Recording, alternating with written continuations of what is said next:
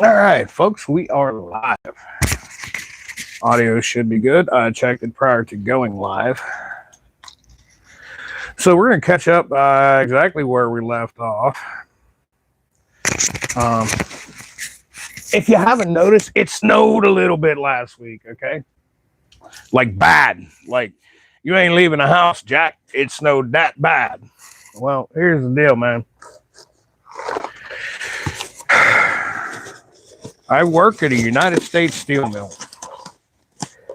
And them cats don't care how bad it snowed. They are going to make steel and they don't care. You're going to be there. You're going to help them make the steel. You're going to do what needs done. Well, I physically couldn't make it in because it snowed that bad last week. So a couple of my coworkers had to cover my shift. So I wasn't there to work my 8-hour shift, which I volunteered for the overtime. So unfortunately, a couple dudes one had to stay late, the other had to come in early, and they each worked at 12 to cover my shift. Total bummer, right? Well, I volunteered to work again tomorrow, so you're getting a live video today, and I'm working daylight tomorrow. So you may get a live in the afternoon tomorrow. We shall see. First things first, I got to police this area up. It is a total freaking disaster area, man. It is bad. I got stuff everywhere.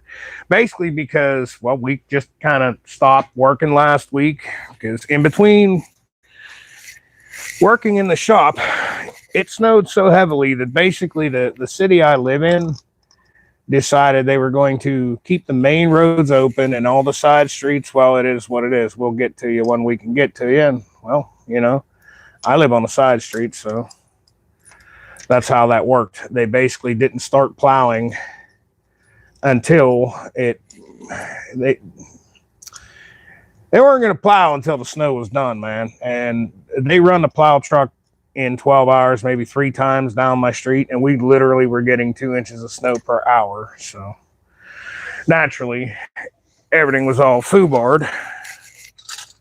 What I was doing, because I knew I had to work Monday, what I was doing was going out every 3 hours and shoveling about 6-7 inches of snow every 3 hours. Just so that when the time come Monday, I did not have to wake up an hour early to go into work to, shovel snow. All I had to do was hit the windshield with a leaf blower to get rid of the heavies, and down the road I went. That's how we roll. So last Sunday when we signed off live, I pretty much spent the rest of the day shovel snow for a little bit, go inside, get warmed up for a little bit. Shovel snow for a little, go inside, get warmed up. It sucked. Really did. That being said, I didn't really get a chance to put away any of my tools. And throughout the week here, didn't go live because the kind of stuff I was doing was probably stuff you guys would want to see, but I don't think I could have curtailed the swearing. All right. What that broke down to is,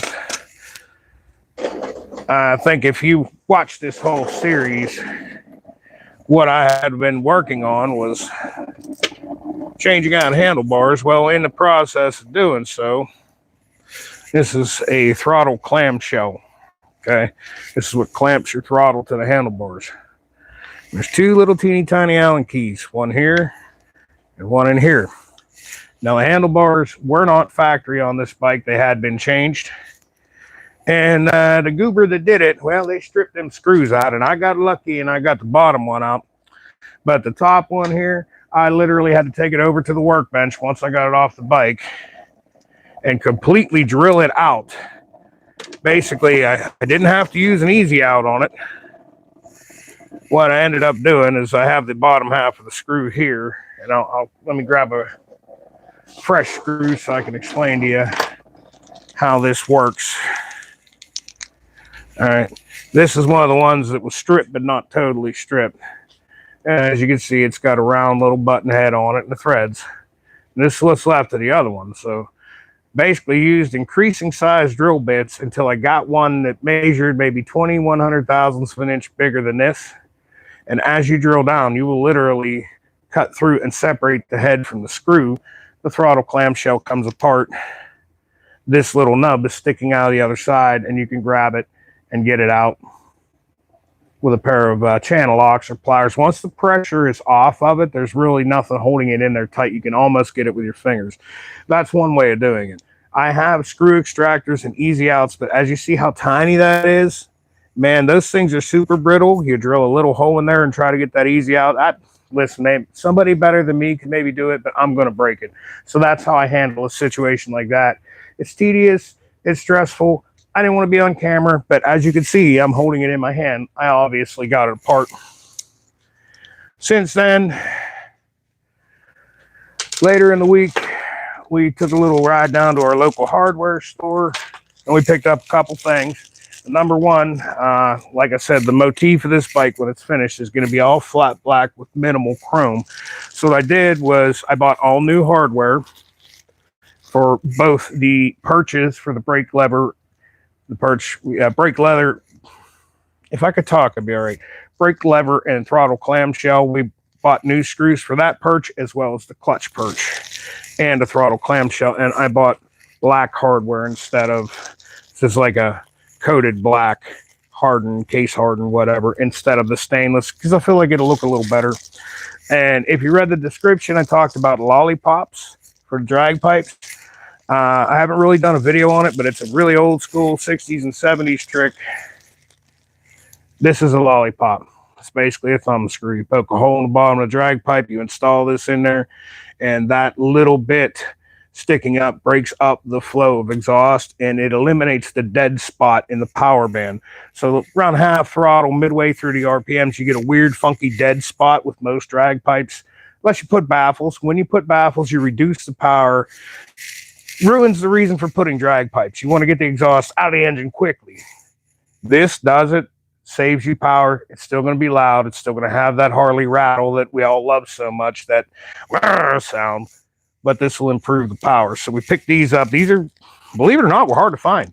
I'd gone to 3 stores, almost to where I was going to order them online, and just for the devil of it, the hardware store where I picked up this hardware, I just kept scoping the aisle out, and I found a set of thumb screws and nuts to make a set of lollipops.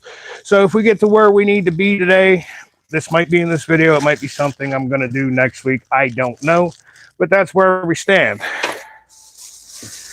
In the meantime, we're also out of electrical tape. And as you know, to change the handlebars, the wiring for the turn signals runs through the handlebars on this. So you have to cut it to get your plug out. Because these are close to the factory handlebars, I will not need to extend the wires. I will need to resolder these plugs back on after I run the wires down through there. After everything's soldered, we're going to wrap it all in electrical tape. So I needed some good electrical tape. The stuff I had was old, brittle, crappy. I've had it for probably 10 years. I went and bought a new roll just so we could do what we're doing. And that's about where we're at for the moment. I just need to clean the area up a little bit here, put some stuff away, because like I said, I pretty much was so busy last week that we kind of just like, oh shit, I should have been shoveling, and we just walked away and left everything where it laid. And I brought more tools out to get them screws extracted, and my shop is a total friggin' disaster area. So as we before we get to wrenching here, I'm gonna chit chat to y'all a little bit while I clean the area up. Did a little stop at Harbor Freights, picked up a couple of things that I didn't necessarily need but will make my life easier. If you're a fan of this channel and you watch it a lot, you obviously know I love green. And if you watched my parts unboxing, I had left my pocket knife in the house. Obviously, I got old beat up clothes because I've been in my garage working. I didn't put my pocket knife back in my pocket. I'd use a crappy little piece of a razor blade to get a box open. So when I'm standing in line at Harbor Freights, I seen a couple little box cutters in my favorite color. I figured, well, they're 50 cents. I might as well grab them and throw them in a toolbox. And if I need them, hey, I got them.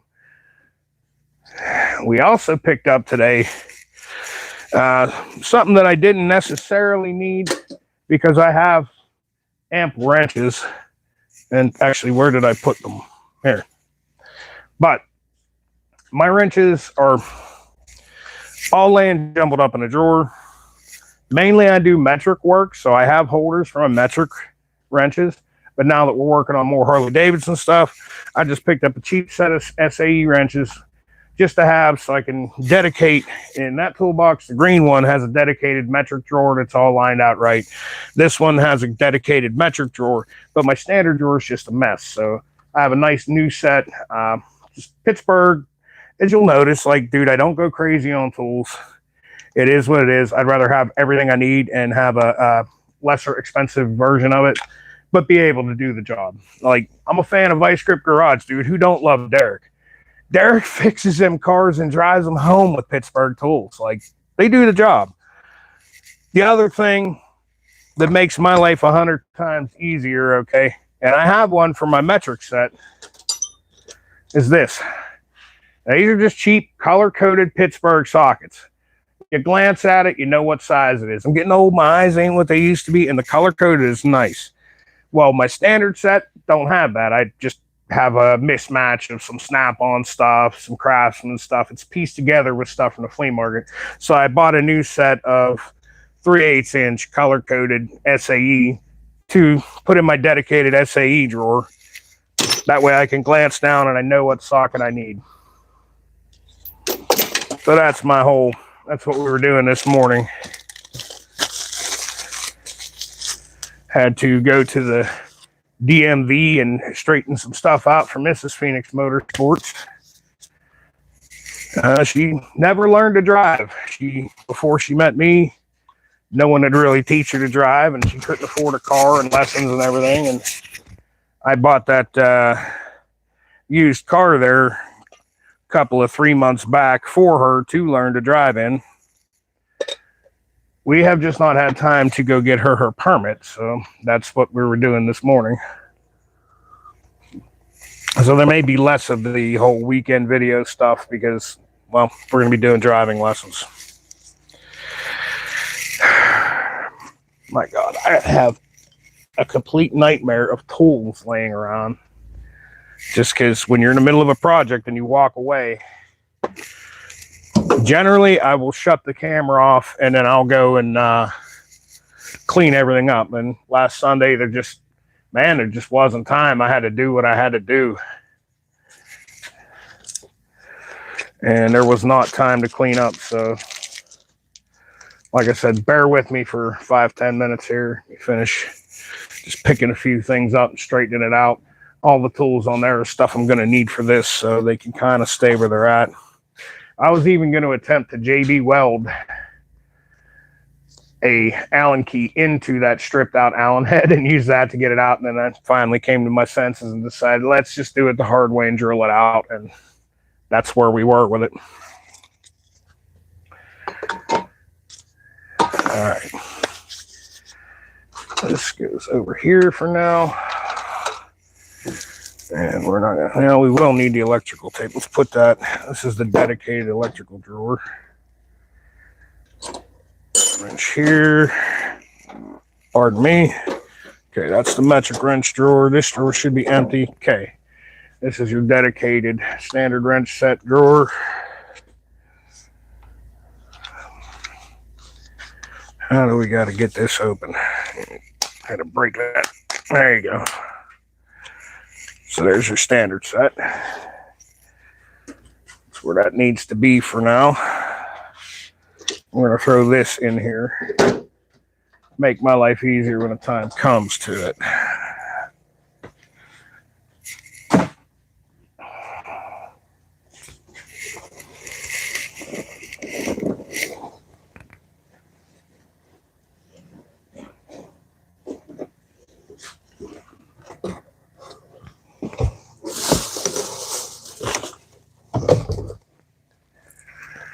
All right.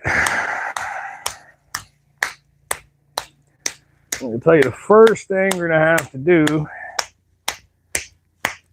before anything else is the wiring goes through the handlebars on this bike. These are handlebars from like I forget exactly what it said, 67 to '84 Harley Davidson FL. That's the particular bend that I ordered. All right, and they're not Harley Davidson, the V-twin manufacturing, so they're a clone. And most people building choppers have very minimalistic, no turn signals, that kind of thing. We're not doing that. I want everything. I want turn signals. I want a horn. This bike is going to pass inspection. We didn't go with antique plates, any of that. So there are holes here. Hopefully this side has one. Yeah, there are holes here to put your wiring harness through. But as you can see, this is how fat the wiring harness is. That hole is not fat enough. That hole is big enough for 3 or 4 wires. So we're going to have to hog that out a little bit with a step drill and proceed to get into making that happen.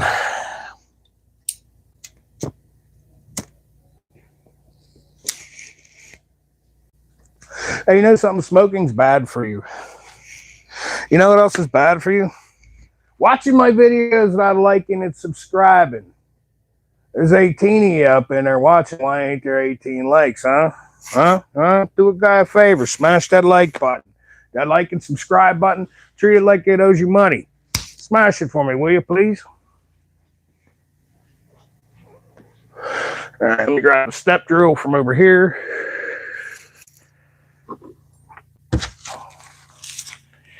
These are absolutely indispensable, man. Get you a cheap set. Keep them around the house. We're going to use this to egg that hole out. We have more steps on this one. This one might be the way to go. Let me see what we got. Hopefully I don't have to take the handlebars off the bike to do this, because I already got them centered well. Yeah, this is what I want. We're going to egg that out. And then we'll get to running our wires through and mounting up our hardware.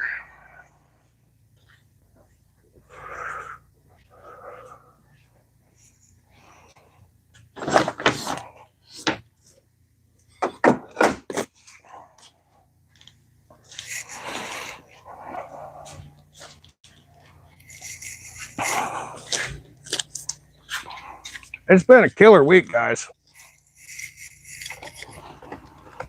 I mean, I don't know. You know, I drive a truck inside the mill. I haul dumpsters full of scrap steel from a steel mill. We haul it in plant. When I'm working the weekends, I don't leave the steel mill. I move it from one side of the mill to the other. But when you get into temperatures like this, trucks just do not do what they're supposed to do, and it makes life miserable. As well as with the snowfall. Mack truck, mind you, we are not leaving property, so we don't have to follow the DOT rules as far as weight limits. So there are times when we're hauling 85, 90,000 pounds on what is essentially a triaxle, but the bed slides off in the form of a dumpster. So when you got a fully loaded 85, 90,000 pound box on the back of your truck, boy, she goes like a tank in the snow. Once you dump that box off and you go to get your next one, she don't go nowhere. And Monday was an absolute tooth and nail fight. I pulled a 12-hour shift. The snow's all cleaned up in the mill, but the tooth and nail fight tomorrow is going to basically be airlines and hydraulic lines freezing up and dealing with them. And like I said, the steel mill doesn't care. They're going to do their thing whether you do your thing or not. And if you don't get caught up on it, your life is miserable. Which means my best friend tomorrow is going to be this guy right here. And I'm probably going to be laying on the ground in the snowsuit, crawling under a truck to thaw out airlines and hydraulic lines several times. And it's going to suck. It really is. So this is, aside from cooking and eating, this is my favorite thing to do to unwind, is work on these old bikes.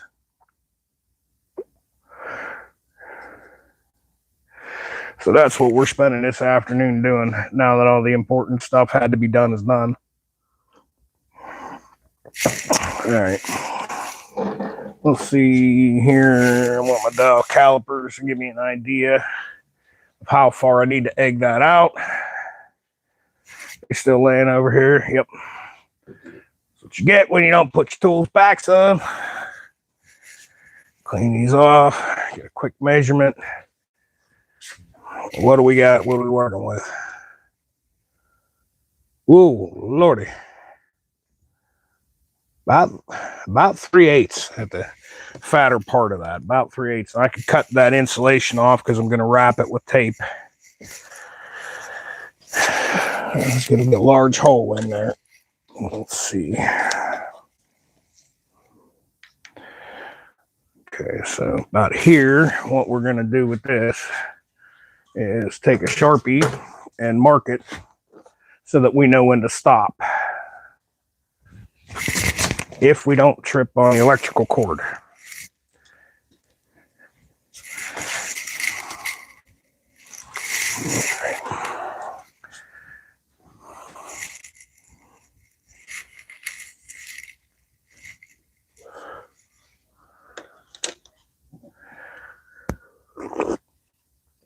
As you can see, I crossed off just about everything. I didn't crack open the transmission to check the transmission oil yet, and rear brake pads are suspect on this bike, but that's in due time. We got lots of other stuff to do before we get to that.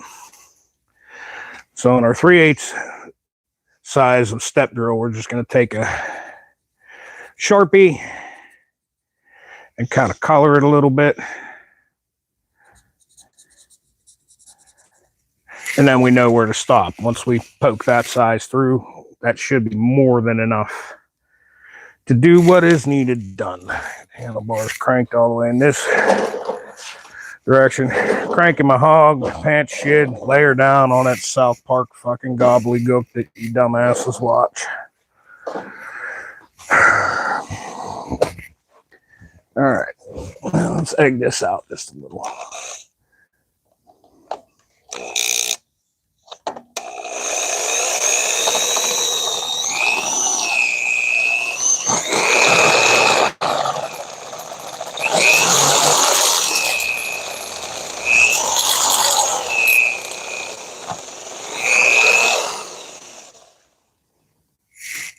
It's not gonna egg out any more than that with this bit anyway. It's just gonna hit the back piece. Bummer. Yeah, we're gonna have to use a different bit. Ain't that a bitch? Have to use that fat Christmas tree bit that I didn't want to use, but so it is. So it is, folks. So it is.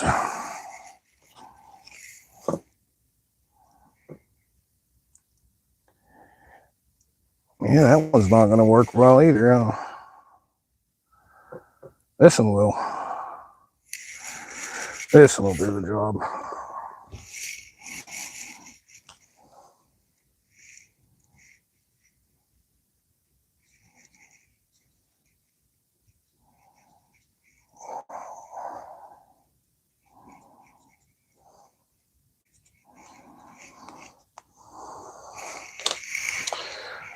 Shorter thing. With the distance, this one will actually poke in far enough to make the cut that I need. I can use a regular drill bit on it, but these are a little stouter.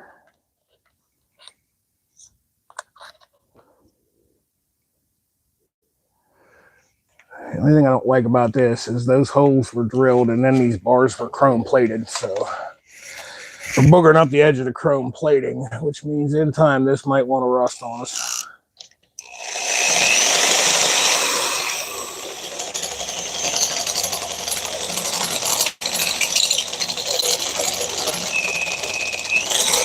There you go.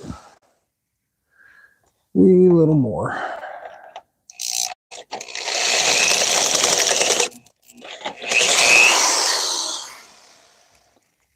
Yeah, that'll work. Now let's egg this guy out a wee little more here.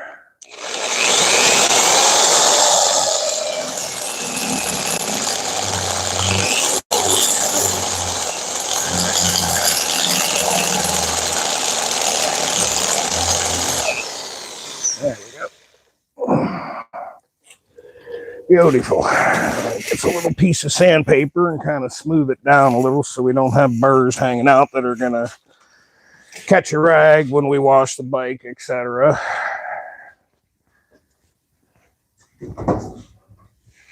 What do we got in the abrasives cabinet? We got 220, that'll do the job just fine. Nothing crazy, we just want to touch the edges of them holes a little bit.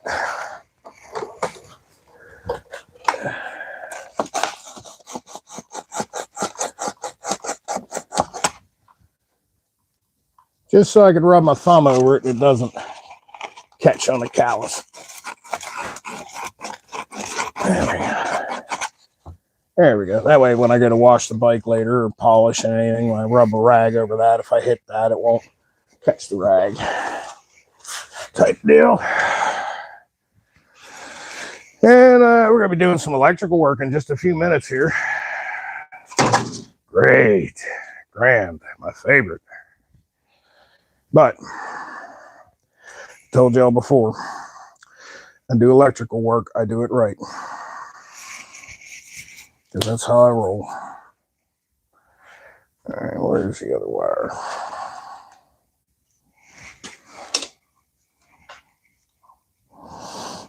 Turn single side. You dig the other side out a little too. It'll get done when it gets done.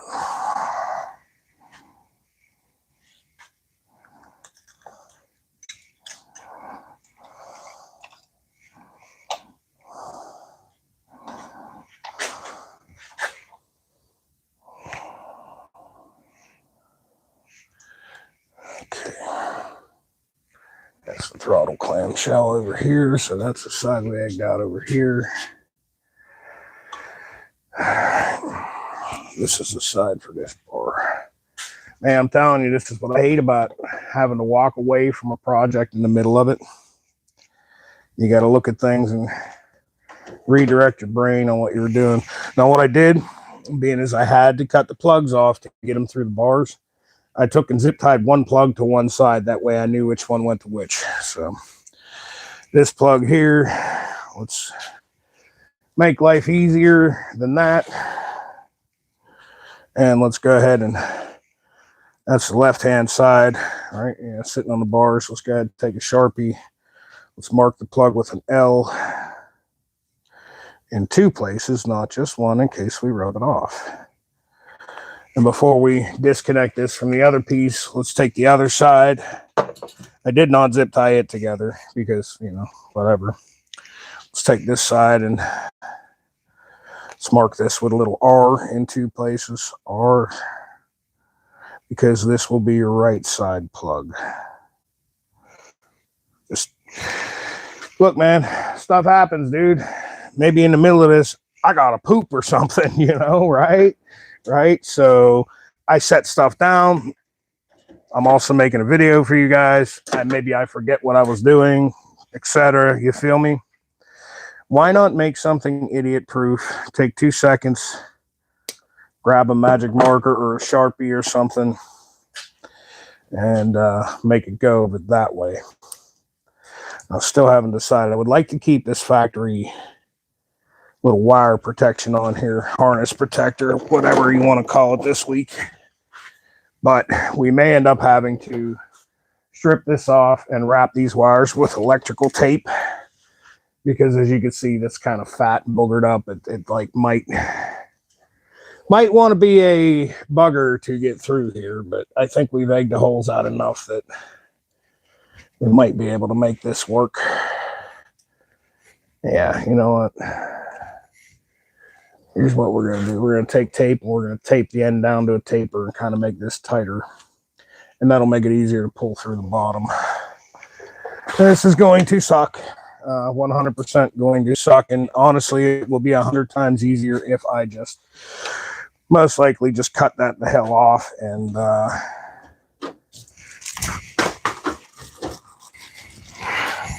go ahead and tape everything together and use the tape as protection.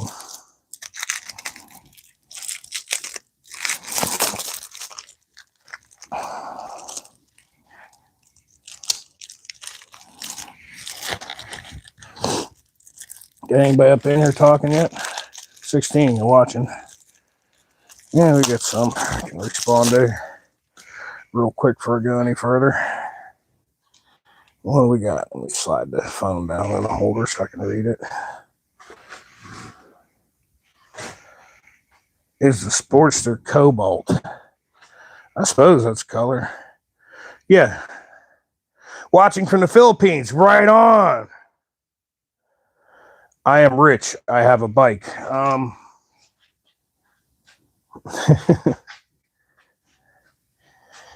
am not rich, man. What I am is blessed. Would you get along with, let's just say here,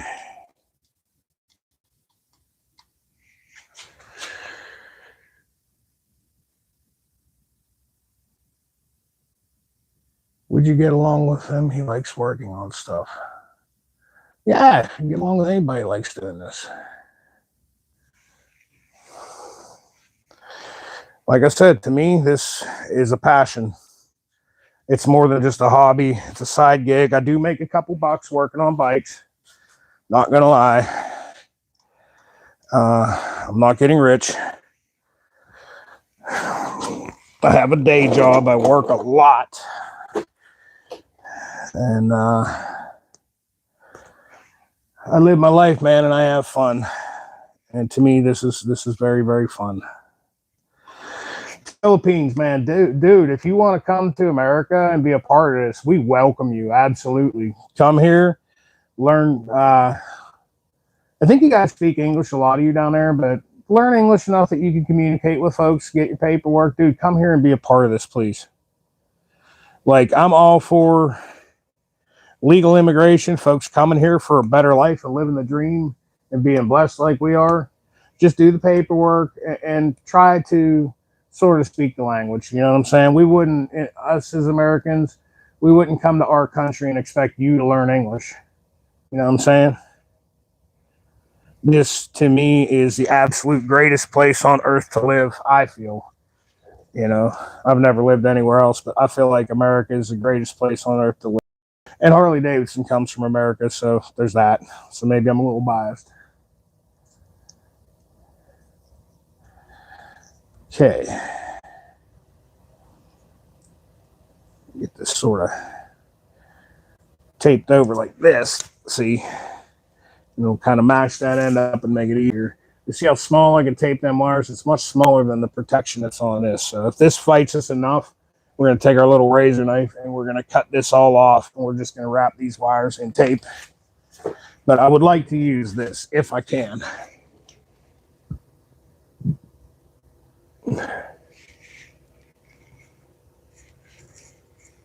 Yeah, see, that's... Oh, man, she's going. Okay, she's going. I was just going to zip tie these wires to the outside of the handlebars, but I felt like that would just not look as nice when it's finished and not look as professional. And, you know, I'm not going for like a show quality bike here, but I want it to look as nice as I can make it look. And this will add to it greatly. Oh, man. Come on, you bugger. Yep. Okay, so we're not doing that. We're going to do what I said I didn't want to do, and we're going to go ahead and we're going to remove all this and tape the wires together, because I'm not going to fight with that any more than I just did. Let's take a little razor blade. Slice through these wires. Well, slice through the connection.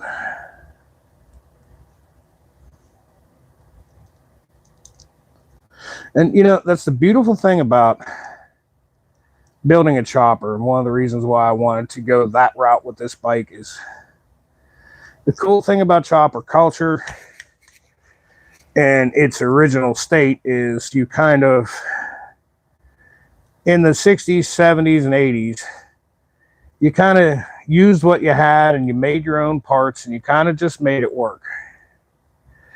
When we got into you know, the early 2000s, we got the TV shows. There were always guys like Arlen Ness who went above and beyond building bikes, and his stuff was always amazing. But he was around since the 70s, and the whole Orange County choppers, West Coast choppers with Jesse James sparked a different revolution in a different kind of chopper, which to me is cool, but it's not my idea of a chopper. My idea of a chopper is a bike that was built in a garage by an old biker with gray hair that knew what he wanted and made it happen one way or another. And some of the really trick stuff that just, you know, you really need to have the equipment to do. Lathes, milling machines. Nowadays we have 3D printing machines. Excellent welding skills, excellent paint skills. You need all that. Whereas the look I'm going for is not really that. The look I'm going for is your average Joe in 1972. And honestly, I should be doing this with an old period correct iron head, a 1000cc or 900cc Harley XL, XLH, or XLCH. But I'm going to be honest with you, those are not the most reliable bikes in the world. They're great, but they're not. And the Evolution Series Sportster, 1986 till 2022, they're every bit as reliable as a Honda motorcycle. They don't require as much maintenance. They build more power. They don't look as cool, but for what you're doing with them, it's a lot easier. And I'm building this bike to ride. This is not going to, well, actually, it's going to be in one motorcycle show when it's done.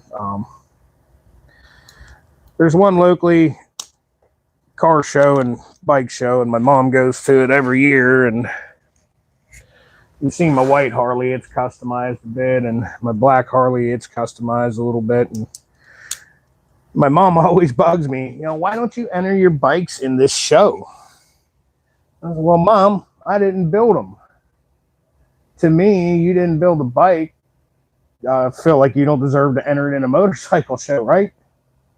But that's just me, you know, but whatever. So kind of the whole idea behind this project was, all right, there's that little local show, and it's a local club sort of bar and restaurant for the local fire hall that my mom and her boyfriend belong to. And since she bugged at me so hard last year for not entering my bike, because she's a car person. She's got a Mustang and a Ford Raptor truck, and she enters them in the show because she's proud of them. She details them, a little bit of few custom touches on them.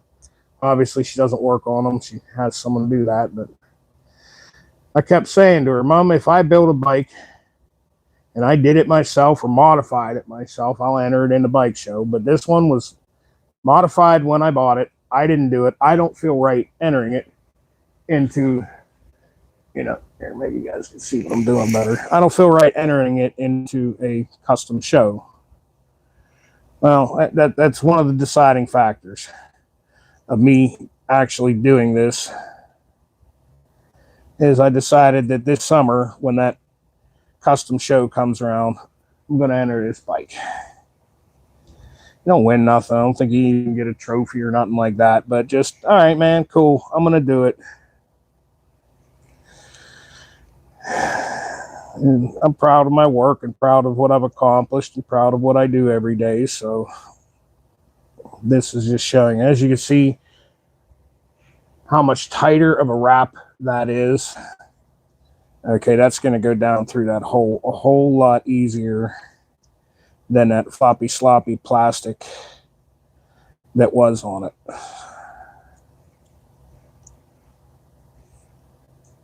So as I'm wrapping this, I don't know if you can see it on camera, as I'm wrapping, I'm kind of pulling and twisting at the same time, pulling the wires and twisting this around it. I'm trying to get them bound together as tightly as I can so that they will fit through that hole that much easier. And that's the idea behind it. Once they're through the hole and they're dangling down here, then we'll put our controls and bolt them up tightly.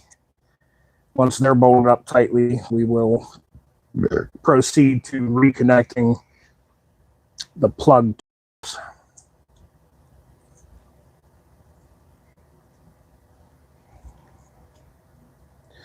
Wiring is something you really need to take your time with. You don't want to be sloppy with your connections. You don't want to be sloppy with your protective covering like this. You want to take your time and do a nice job. And later on down the line, if you have to mess with it again, you will find that it is just so much easier.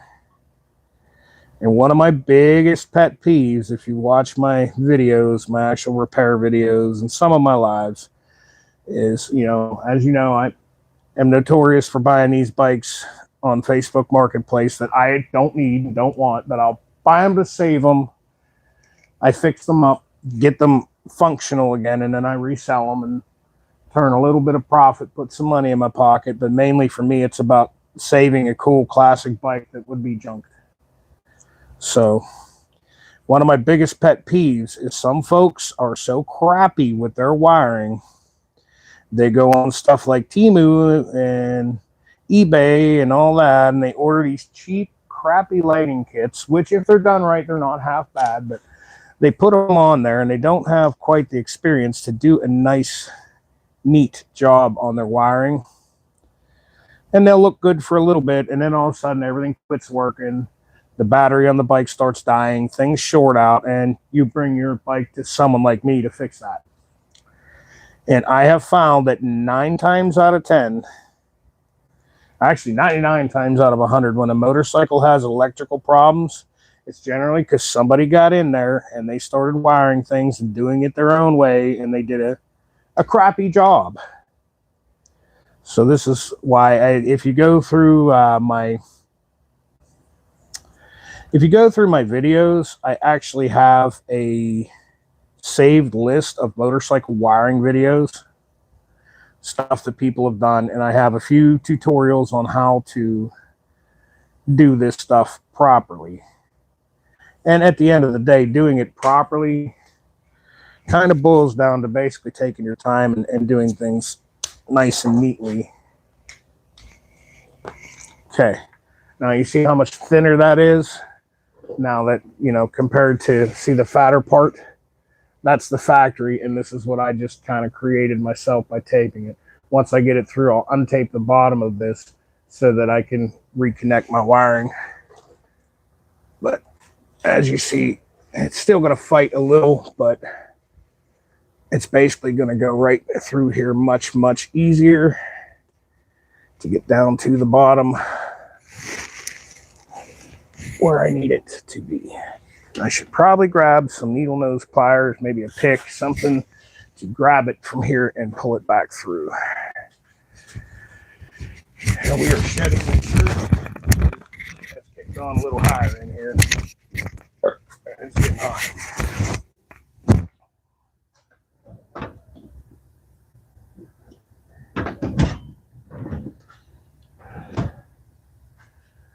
Okay. Grab a couple of picks.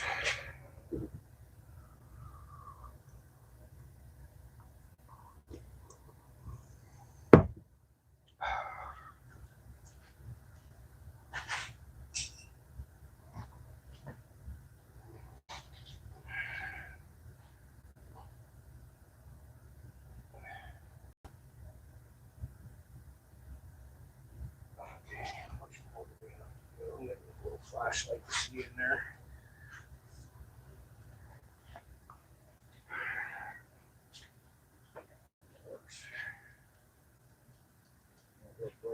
Look good enough for that, probably.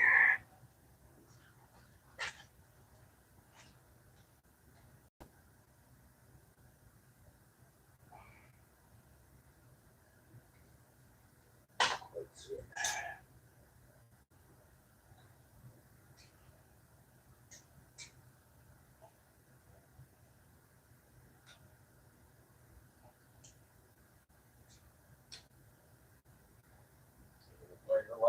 can't see.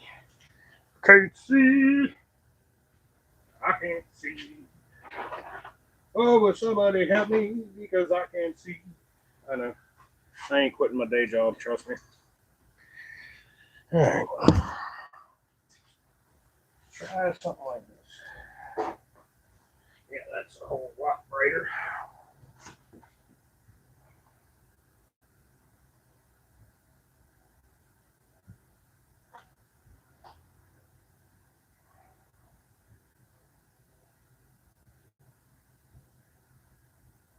Okay.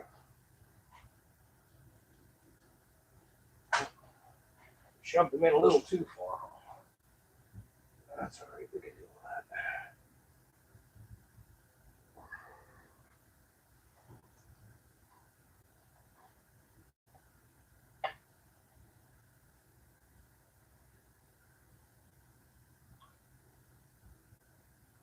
Right there.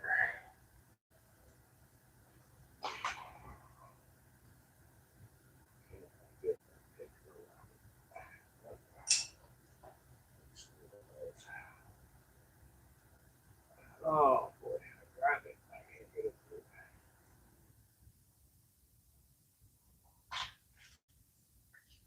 No, I need them little fish hook removers. They're called hemostatic clamps. They use in surgery. I don't have a set here. I have a set buried somewhere with my fishing gear. I haven't gone fishing in a couple of years. Just ain't had the time.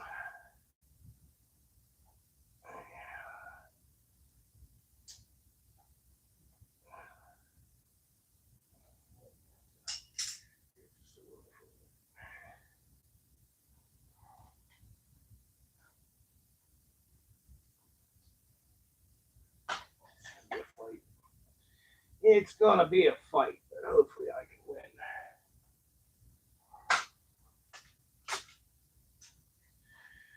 I really don't want the wires hanging out. I don't like how that one. I really want this to work.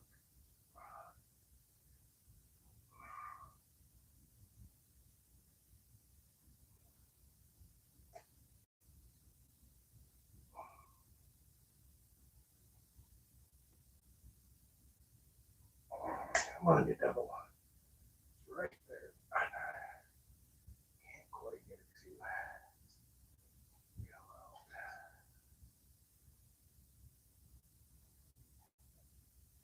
Hook on to it a little better. Come on, man. A little more for me, huh?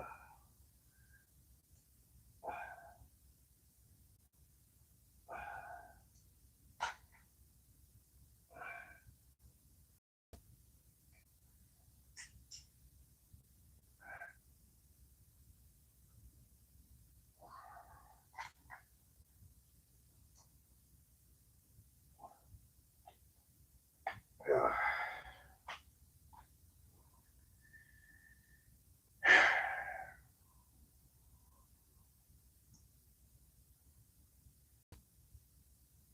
What would make this easier?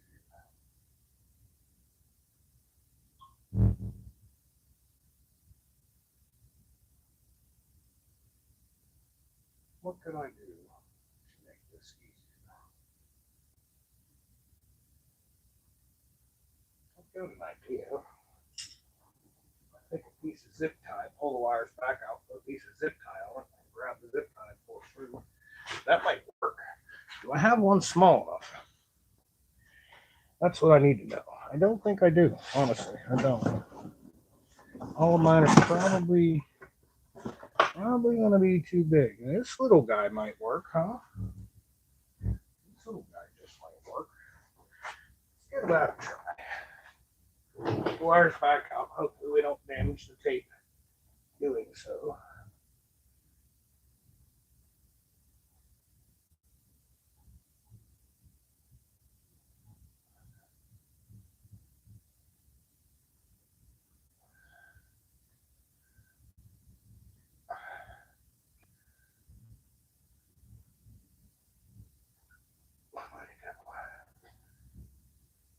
Okay, so let's take this little piece of zip tie. there's a little trick here that might help one of you guys and gals that you decide you're going to try this. Take our little zip tie. Let's try this. It's connected to the wires here. Get a pair of pliers. Pull it super tight. Hopefully the zip tie will fit through there. Then I'll have a little tag to kind of pull on and try to get it started through. That might work.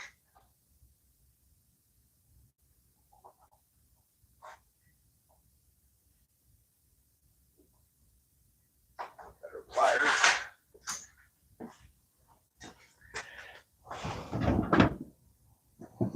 Now you watch, I'm probably going to end up getting frustrated and saying to hell with it and running the wires outside of the handlebars. It's really not what I want.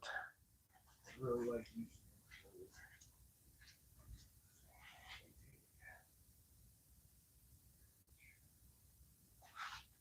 Thanks for guys. So right on.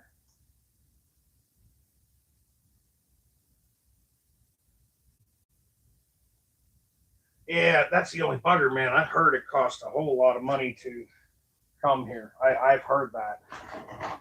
Completely heard that. I don't know if you're a religious person or not, but best thing I could tell you, pray to God for a better life. And if God feels that you should have one, you will have one. And see, that's not gonna work for us because that's not gonna fit through the hole. Ain't that a boy? Oh boy. Okay. Well, I wanted that to work, but that isn't gonna work how I want it to work, unfortunately.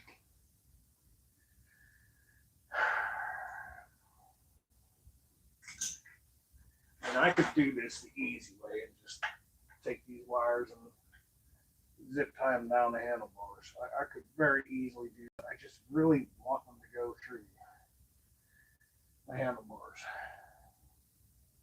It looks so much nicer that way. It's just very hard to do. It's hard to grab them to pull them out of here. And we keep it trying. And we keep it trying.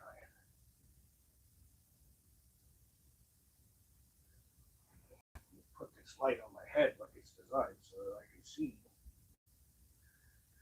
Because if I get them to where they're just coming out the bottom, and I could snag them with pliers or something, I got a better chance of doing what I need to do.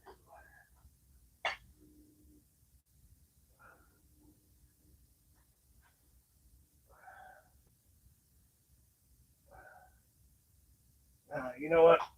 I think I feel like I don't want to mess with this. I feel like we should just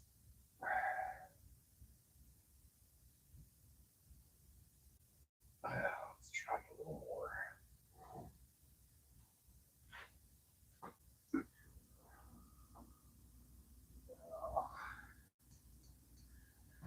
Oh, good Lord. God, give me the patience to do this.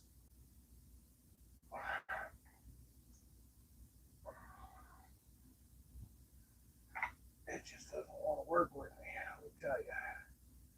It just doesn't want to work. How much more? Not quite.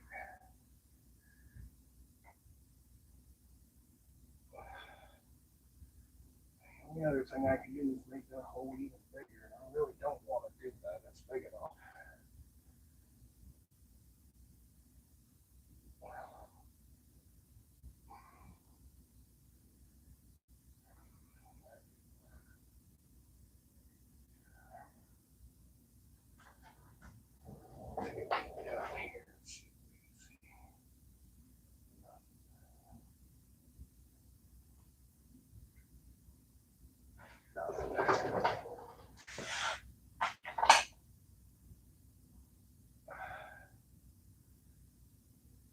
Once you do this once, I promise you'll never want to do it again.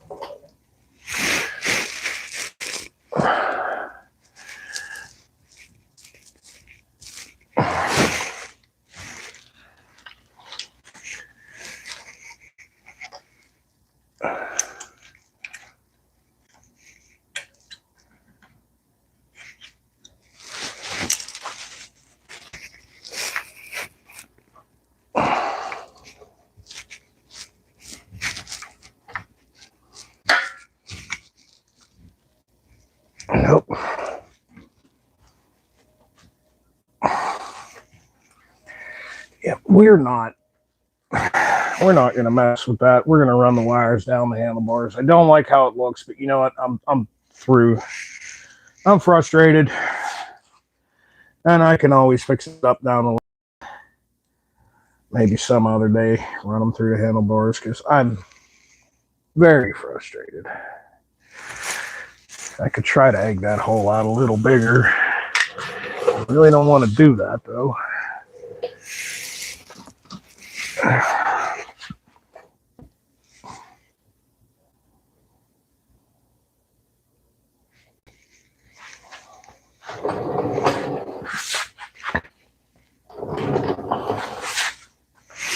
Can I get the next size up?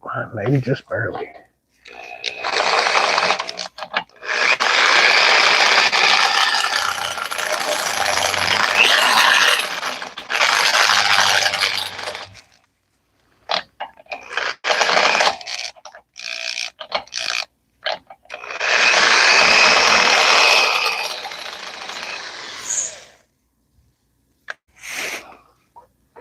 I don't got any bigger than that.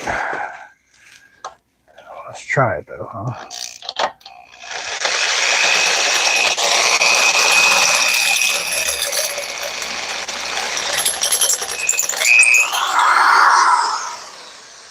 That's about the biggest I feel is safe.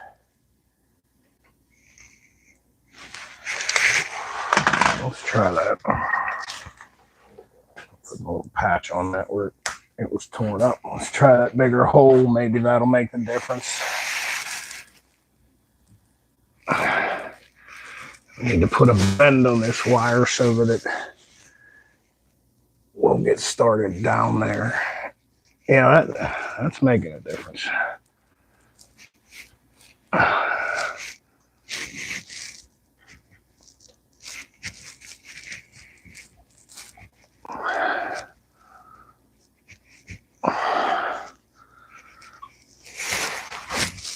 It still doesn't want to go around the corner.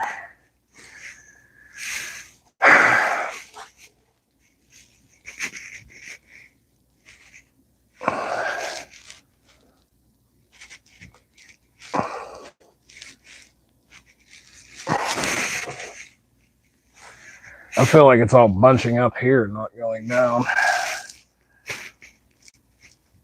Yeah, that's exactly what the hell it's doing.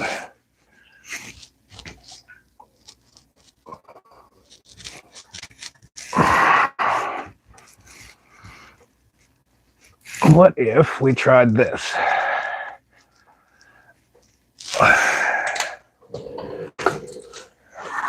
I'm not giving up this fight just yet.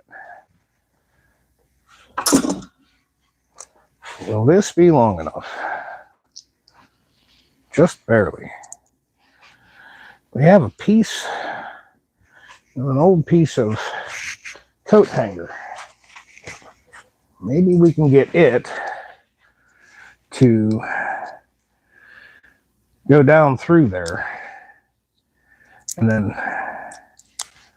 maybe we could attach the wiring with some tape to the actual coat hanger. I don't know if it's going to be long enough though. This is just what I have laying here. I'll have to run up to the house and get another coat hanger. This might be our last ditch effort here. If this doesn't work, I think we're gonna just say to heck with it and go ahead and just mount the stinking wires on the outside, and maybe on a day when I have a little more patience, maybe we'll work it that way.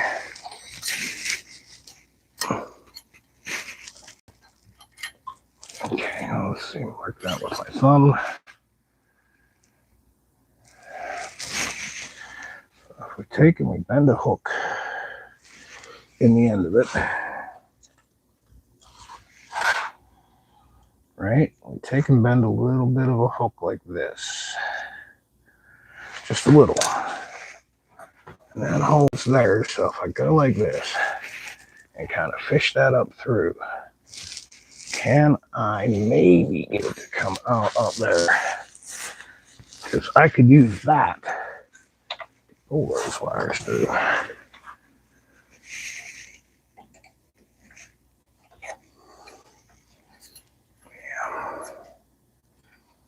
That's a little too much of a bend.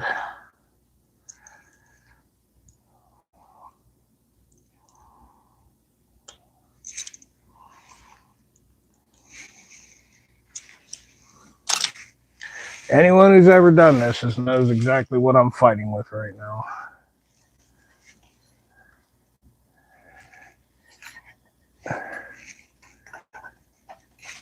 All right. Now, can I see through here? Can I see that piece of wire? I can. Okay. Can I grab it?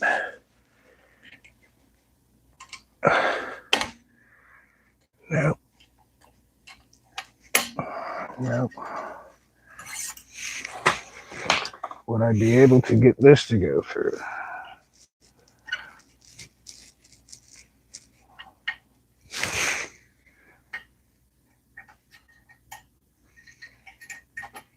Yeah. Okay, so we're not doing that. We're going to go ahead and scrap that idea. I've had enough of that for one day. It's not going to look as nice, but for now, because I'm limited on time, let's go ahead and just mount this up. Mount this switch housing up and call it good. Probably right about in this vicinity. We did get the new hardware for that, so let's get the hardware out.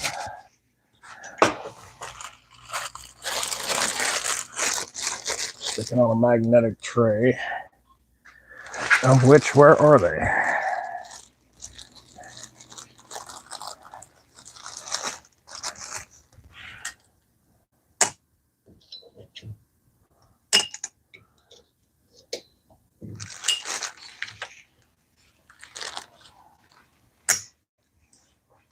Okay. Take a rag and lay it on the gas tank so it doesn't scratch. Little magnetic tray. I guess I can reposition you guys so you can see what I'm doing a little better.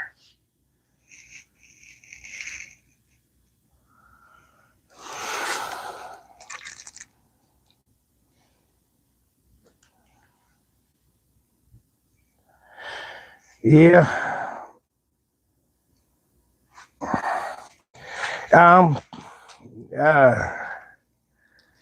JBR 94 from the Philippines. Listen, buddy, I get it. It's difficult here in the Philippines. Only the politicians are rich. Listen, if you think I'm rich because I got a couple motorcycles in the shop, you should see what the politicians have here. They don't work on their own motorcycles. They probably don't even ride motorcycles, most of them. They have big yachts and buildings, and rich to us is totally different to you. Like the politicians here, man, I try to keep politics off my channel, but I'm going to get into it. And I don't care if you like one side of politics more than the other. It's true with all of them. They use their political position to make themselves rich. They all do it, the Republicans and the Democrats. And they do whatever they have to do to get rich and stay rich. And it's a shame because folks like me, you know, I'm doing okay and all, but, you know, I work my butt off for what I have. And you got folks that are into politics where they kind of control things to a point where they can just write a law or make something happen or get things to sway a certain way, and they get what they want politically, and then that will make them money, and they invest in the stock market knowing what's going to happen because of, and it's a shame. In this country, you know, I always tell folks, even the poorest people in this country, they still have air conditioning. They have enough food to eat. If they're smart, more than enough food to eat. If they take advantage of the programs we have. You know, they have heat in the winter when they need it. Compared to poor in this country, live better than the poor folks around the world. And I feel like a lot of them don't understand that. Now, I've been poor. I have been in places where, you know, I didn't have a place to live and stuff. I've been very poor before in my life, so I know what it's like. But even, you know, even like in that situation, I still had it better than folks did in some countries. You know, and I'm not the most religious man, but I believe in God, and you know, I thank God every day to be able to live the way that I live and be as rich as I am. Because to me, rich is having everything you need and some of what you want, and having friends and family. And I have all that. So to me, I'm rich. Yes, you dig?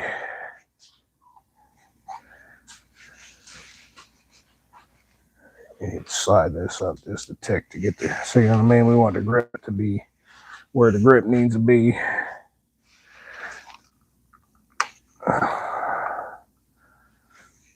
Somewhere round about here, something like that. Let's just shove this grip on here. Yeah, we can do that later. Let's get everything bolted back up, because I do want to show you guys a trick on how to do this. Much easier to install grips. A little trick that I'm going to teach you guys in a little bit. That's going to be a good tight fitting grip. I like that. So sadly, because I'm just frustrated with it, I'm just going to take these wires and use zip ties, and I'm going to connect them to the handlebars back here so you won't see them as badly. We're going to keep moving forward, and maybe later on down the line, if I'm in a better mood and have more time, I'll try to fish the wires through the handlebars, but that's going to be another day's adventure. Okay, I'm going to need a different Allen key for that. Which one? Maybe this guy right here. Yep. Okay, I'll need that. I'll take my wee little ratchet.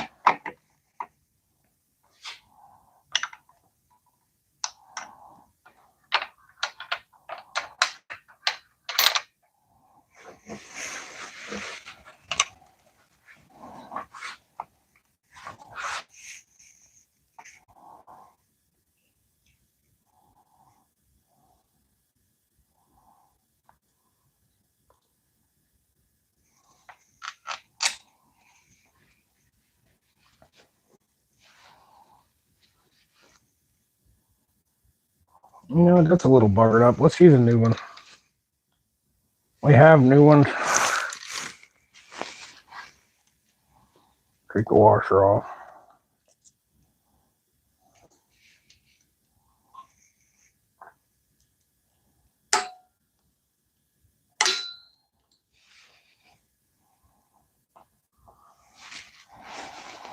Why use one that's a little bunged up when we got new ones? Well, because that's not the right thread. That's why. So I guess we are going to use that. That sucks.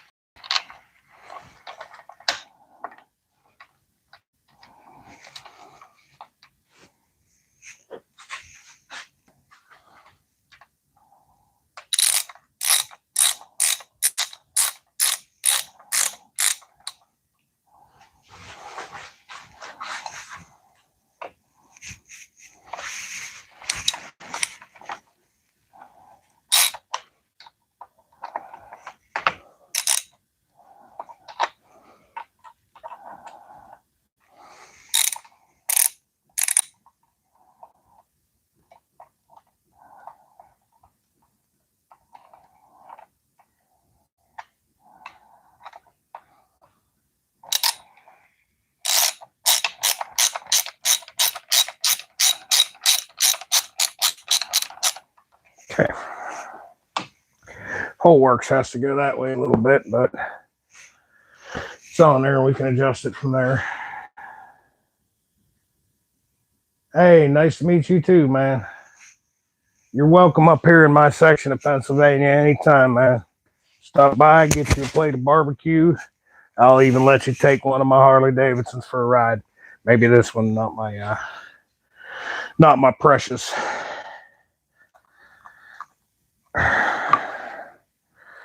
Okay, we get right about here with this. It's right about where it needs to be. Let's see, where do I want this to fall? Right about like that. Right there. Okay. Hold this all tight. And we'll snug her up a little.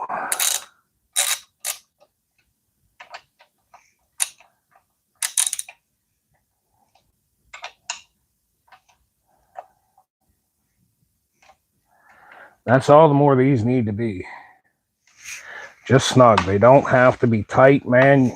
Guys, strip these freaking things out and they bother the hell out of me to, can you fix it? I'm like, guys, come on. For hex keys, I highly recommend you buy a set of these. These are a very cheap set. You can get good ones, but that way you're twisting and putting pressure on both sides versus a regular Allen key or wrench. If you notice, I hold this like this. Okay. When you're out here and you're twisting like this, you're putting pressure on it in a twisting manner, but you're doing that. You don't realize it, but you're doing it. Whereas if you hold your ratchet like such, you're putting more of the pressure on here to twist, not to twist and bend. And the T handle like this helps with that greatly. All right. It's all tighter. And as you see, it's locked in there. She ain't going nowhere. The lever's right at the end. That's where it needs to be. I'm happy with it. Plenty happy with that. We will install grips later. Let's just make dang on sure that that's it. The whole work should probably go that way. Just a little more. You know what? I am happy with it, but I am going to adjust it too. Because I want it the way I want it. Which means I have to adjust it just a little more that way. Not much. Maybe a 1/16 of an inch. That should be enough. There we go. Right about there.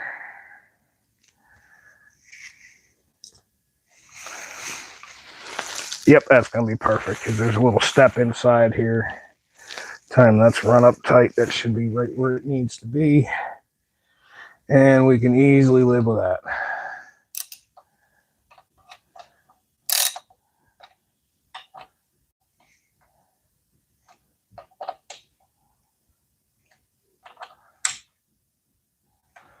Okay.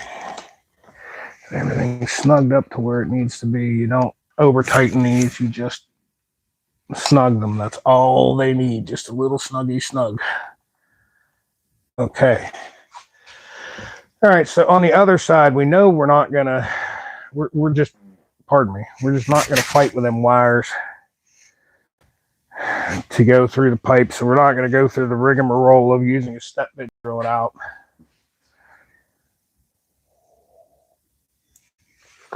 We are gonna get some fresh coffee into it because this cup has gone cold.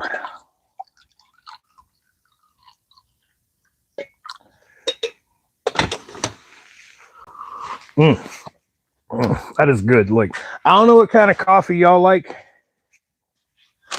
but this brand here and this roast, Black Rifle, just black, that to me, that is my absolute favorite coffee in the world.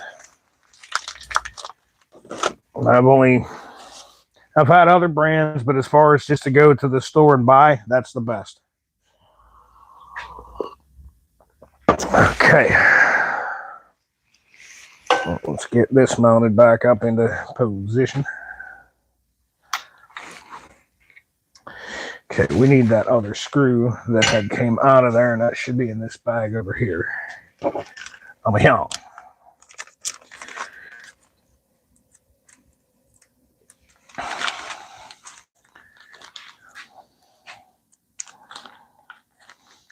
I also like when you buy parts and stuff, you always get these little bags. Dude, I got a box of them. I save these flipping things because, man, they're so nice to have laying around because, like, now I had to take these to the hardware store so I could get screws for the other side.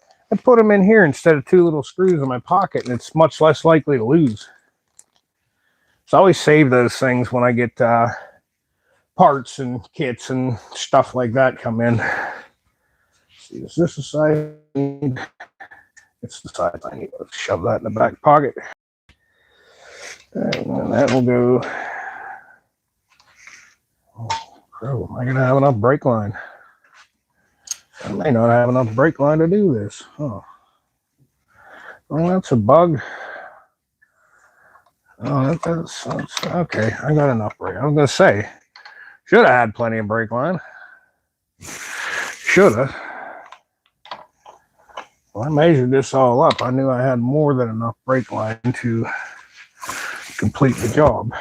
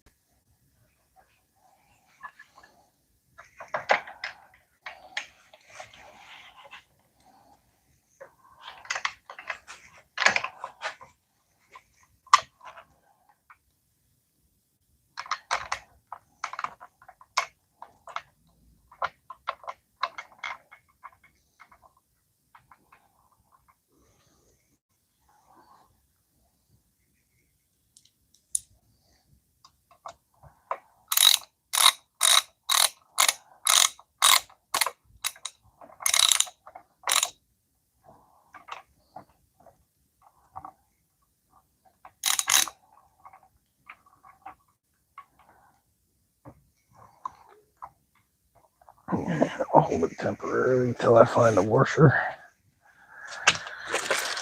Get a little washer at.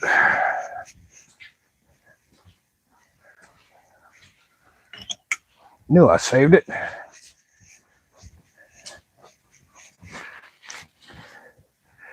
Wee little washer. Probably put it on there without it, but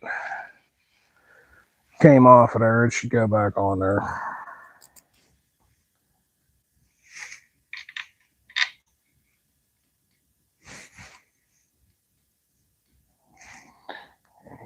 No. These things, it's like IKEA furniture, all right? Don't tighten one side up until, you know what I'm saying? You want to get all your screws started and then position everything where you want it and then snug it up, because it could be a bugger if you don't, and you're going to fight with it. And well, we don't want to fight with things today. We just want everything to work as best as it can. This is going to have to be slid around and adjusted to where I want it. So we are not going to make it tight. I'm just going to do something like this so it holds itself into position.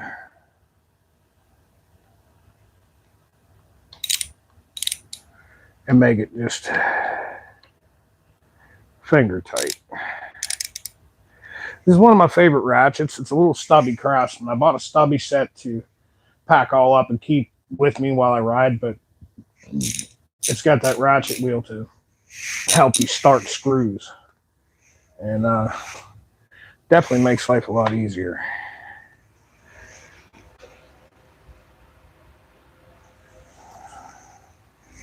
We're going to have to take that back off anyway once we put the throttle on.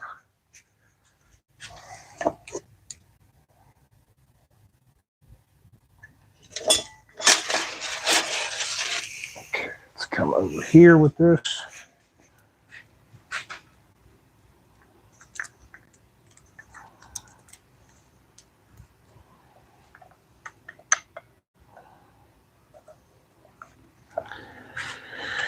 Because these wires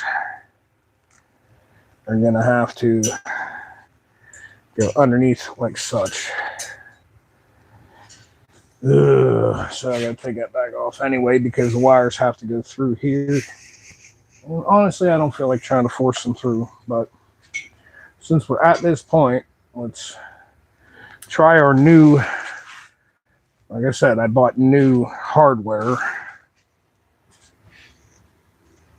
Make sure it fits into the clamshell. I bought brand new screws for it because the old ones were bunged up, boondoggled up, whatever 5, 6 different non-swear words you can use. I'm getting better at that, folks. Doing these lives, you ain't supposed to swear in these lives, and you know, we're doing this because we want people to like and subscribe and maybe get monetized and all that, and maybe make a little more money off of YouTube. And you don't make no money when you be dropping swear words left and right. So I've been trying to come up with my own little swear words that ain't swear words. Trust me, I'm a truck driver and a biker. I got a foul mouth when I'm struggling with something. The curse words come, and that's why you guys didn't see the live video of drilling those screws out of there so that I could do what needed done, because I used every curse word in my vocabulary that day. And yeah, that was not appropriate for live. So we are going to change up the front brake lever before we're done. In the parts with this bike came another set of levers. Let me get the proper size T-handle, make life a little easier. Really cool brake levers. I have a clutch lever on already, but it's got a wee little skull at the end of it, and they're shiny chrome. They're cool, so I'm going to bigger fish to fry. We want this bike in a condition to where you could just jump on it and ride it. before we really go crazy modifying and doing things. I'm weird like that. It's one thing if I have to tear the whole machine apart to do something, whatever, fix something. But being as we're just modifying it a little as we go and turning it into this cool little chopper that I have in my head, we're kind of doing it in a manner to one project at a time. So once this stuff gets completed to where I want it, that'll be one of the finishing touches, is to change the brake lever over to that cool skull chrome lever. Just because it looks cool. It doesn't change the way anything functions. Okay. Is this a bigger one? The smaller one. Now that we know that it fits, we can go ahead and pull this hardware out.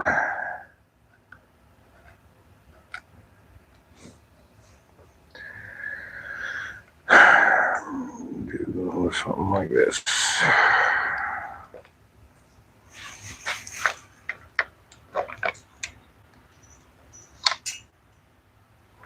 Okay.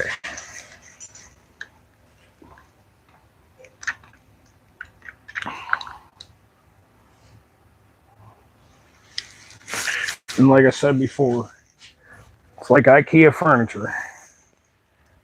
You know, cheap furniture. Don't snug everything up. Just get the bolts all started.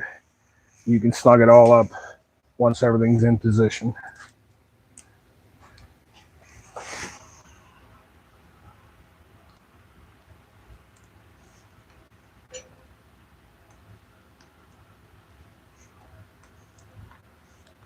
Hold these out of the way. Nice. There we go. We just want it snug. We'll tighten it up in just a second once we have it, you know, the way we want it. How much further forward does this need to go? There. Excuse me.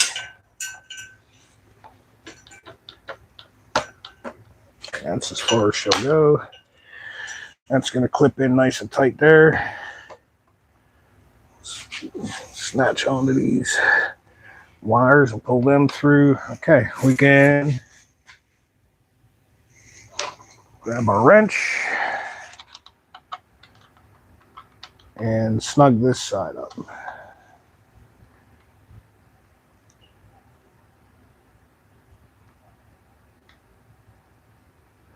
I think I'm cursing now and fighting with things now. Wait till you see what I got to do to put the forward controls on this machine. That's going to suck, but we're going to do it. Honestly, the big bore kit in the top end will be one of the easier jobs for me. I've done a lot of engine work over the years, so a lot of folks are nervous about doing stuff like that. I absolutely am not, which is cool because you guys are going to see it live. If not live, you'll see it in a video. And maybe if you want to do your own bike, you want an angle about like this. Right about there. That way, if you want to do your own bike, you know, maybe you could use my video to help you. The main reason I go live and do this stuff is to show you guys that, you know, so many auto mechanics, motorcycle mechanics, YouTuber mechanics, okay, so many of them do their stuff and you'll watch the video of them doing it, and man, they make it look so easy. It's because they're editing out them mother effer, you know, because they have problems doing something. That's all edited out. And honestly, that's really why I love doing these lives, because you guys get to see that, you know, it's not always a piece of cake like people make it look when they're doing what they're doing. Okay. Cool. Well, we have to figure out where we want these wires to go, and I think we want them on the inside back here so they're not as visible, and we want them to go down through the risers here. It's get you repositioned for a second. How many folks we got up in? Hey, we got 23. Cool. Let's back it up a little bit. Now we got the controls on the bike. Give me an idea why I wanted these handlebars. Okay. I love Harley Davidson Buckhorn handlebars. OG, right? Old school. I'm going to show you something real quick. Where's the old handlebars? Okay, some models of Harley Davidson Sportster came with this handlebar. It's almost like a flat tracker handlebar. Okay. This was mounted onto this bike with risers that had them kind of up like this and back. All right, now look. You see the angle on my wrist? It's making you do kind of like something like this, okay? That's cool for a dirt bike when you're kind of standing up and doing that. And even then, to me, that's kind of unnatural. I don't know if you can see this scar. My wrist was blown apart in a bike wreck and had to be surgically reconstructed. So that your natural anatomy is not to hold your wrist like this or this. Your natural anatomy is right here, okay? Kind of an angle like this. That's where your hand is most comfortable. All the nerves and tendons all the way up your arm are lined up. And it's the most comfortable position to be in for a very long period of time. This is not a bike you're going to ride far, but at the same time, look where my hands are now. They're in that natural, if you just reach your hands out like that, they're naturally here. They're in that natural position. These are the most comfortable handlebars. If anything, I'd want them kicked back a little more, but it doesn't quite have the look that I want. At this angle, I don't know if you can see it, but it matches the angle of the tank, which is going to change because we're not using this gas tank. This gas tank's going bye-bye. The gas tank you're going to see, well, I got to order it from Lowbrow Customs. It's going to be mounted different, and you'll see. It'll look cool. But it'll be up higher, meaning I could probably kick these down a little more and still have them look cool. Okay, see, I do have the throttle. Does need to come this way a little bit more. Out there. Okay. This is why I said you're just, in the beginning, you're just snugging everything. You don't want everything super tight.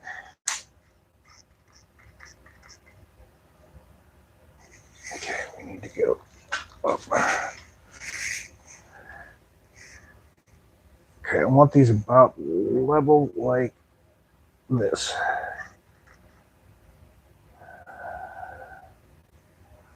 Yeah, that's about where I want it. Then the forward controls are going to put my feet here. This is a very natural, comfortable riding position. Back here, I could do this, but that's not comfortable. I'm used to my Super Glide where my arms are up here, my feet are out here, or my Electric Glide where my arms are here and my feet are here. Kind of want this bike to somewhat reflect that. So I think that's going to work right there. I'm looking at the angles. I do want them about the same. You know, your hand angle to grab this and grab this. I think we're going to lock it down right here. Let's go ahead and snug everything up. That's about where I think I'd like it to be. I'm going to have to readjust the turn signals and everything else, but we have plenty of time to do that today. Today, if we accomplish getting this bike back together so it can be fired up and rode down the road, even though that's not going to happen for quite some time because of the weather, if we can accomplish that today, I will be happy. It's 1 o'clock. Around about 4 o'clock, Mrs. Phoenix Motorsports will be having dinner about ready, so that'll be about the time that we're going to pack up shop and go enjoy some home cooking. Unless I do the cooking today. We haven't decided who's cooking yet.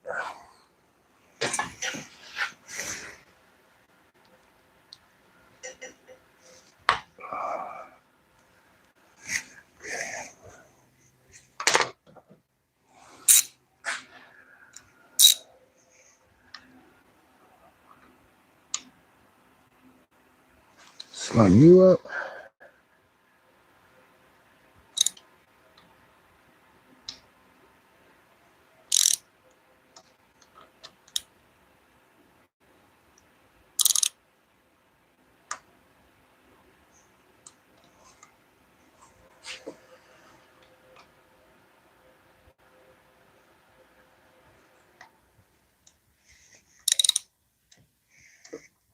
Beautiful. Just what we wanted. All right. Now, I want these wires to be neatly routed, like down to here, something like that, and then they'll go into the headlight. So let's go ahead and let's put our connectors on now.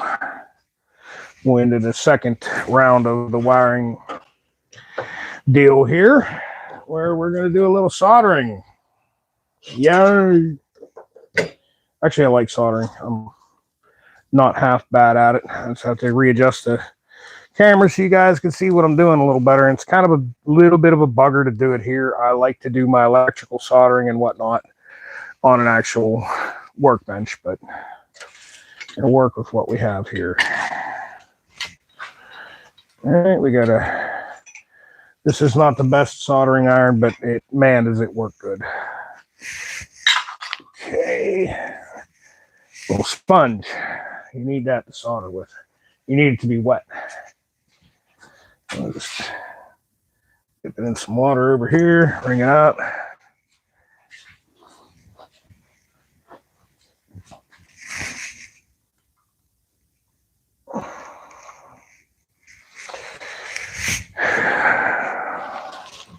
Chip cleaner, need that.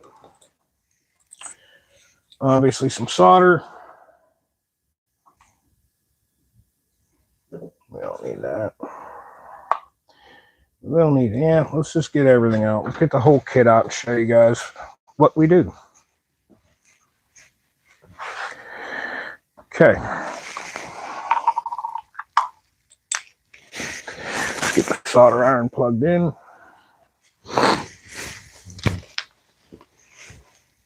Get her hot. Do we have wire snips? No, but we're going to need a wire stripper. We need that little razor knife. We're going to need a little bit of this stuff. I might need some coffee.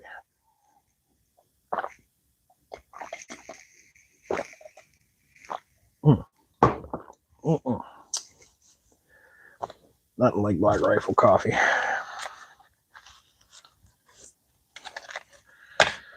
All right. Now, to go down through my videos, I have one motorcycle wiring 101, something like that. Proper connections 101, something of that nature. We're basically just show you guys how to solder a connection and make it look half decent, like somebody cared what they were doing. Type of thing. Get the camera in where y'all could see what I'm doing. I don't know why people always say this. I don't know about y'all, but my hands don't naturally want to grab a door handle. I like my bars flat, like my wrist.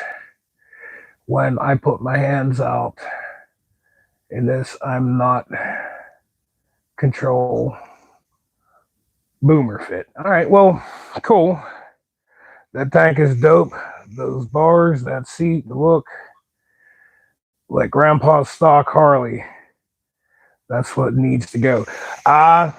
Trust me, there's a good bit to go. This just got started. Those bars are on there for a reason. I like them. Everybody is different in what they do. And like I showed you, this wrist has been surgically reconstructed. And I have limited range of motion in my hand because of that. Those bars make life a lot easier. And you want to talk about Grandpa's bike? That's Grandpa's bike. But this is my other Harley, and this is how I roll with this guy. Okay, 16-inch 8s.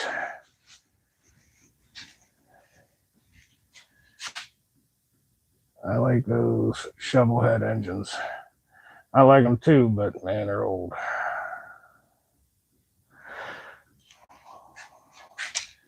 Trust me. You can tell by the gray in my beard, I've been doing this an awful long time. So if I'm telling you something a certain way, I've probably already done it your way and found out that what I'm about to do generally works better. Here's what it is, man. But differences in opinion are great, and that's what makes the motorcycle world great. Harley Davidson, especially the Sportster. This is the most modified motorcycle Harley's got, man. You almost never see a bone stock Sportster. You just don't. Which this bike pretty much is. For now. But like I said, the shit I'm showing you to this point is the shit that most YouTubers don't show you. They just did a mismatch of a video. I go live doing this to show you all the little shit that is a total and complete pain in your ass while you're working on it. All right, so left side handlebar. Beginning, we marked the plug L, so we know it's left.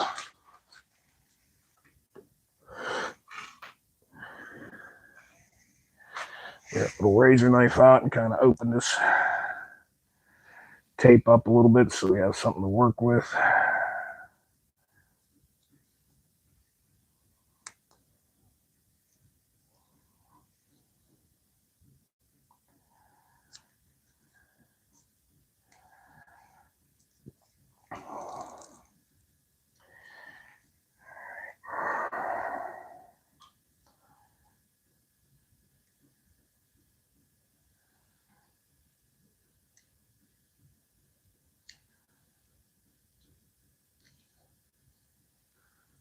There we go.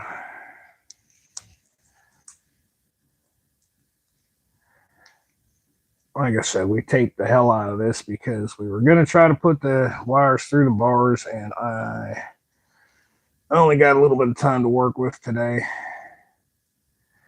I just want the bike to be riding ready so I can jump on it at any given moment and go for a rip. I could always tuck them wires later. For now, we're just going to get it where we want it. All right, so we got that.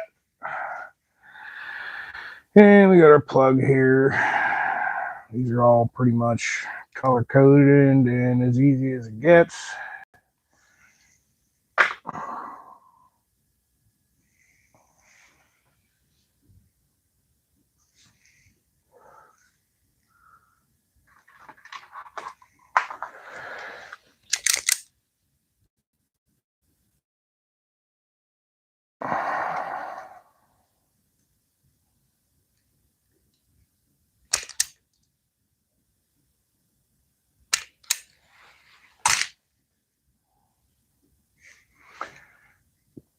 Get you a strip.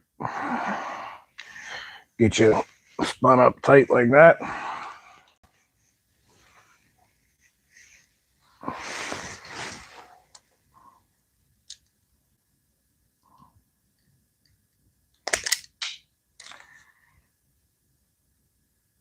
I think we want a little more strip on that so we have more to work with. There we go.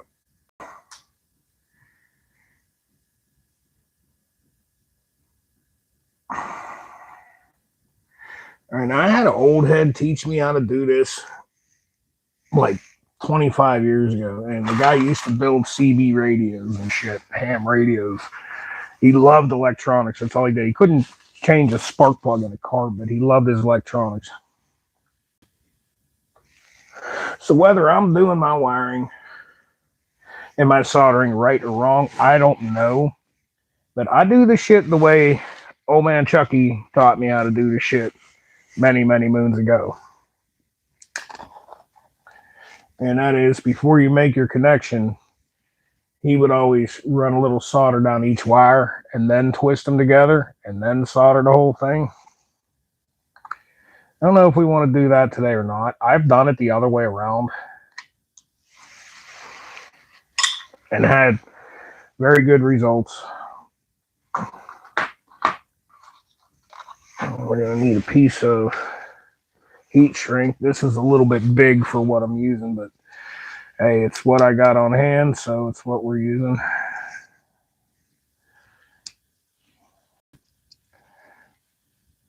Take a little like that. I want a little more than that. A little longer little piece. Let's see. What can we work with? And about right there. Something like that. There we go.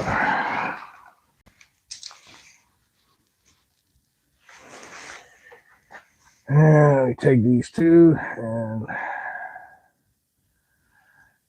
marry them together.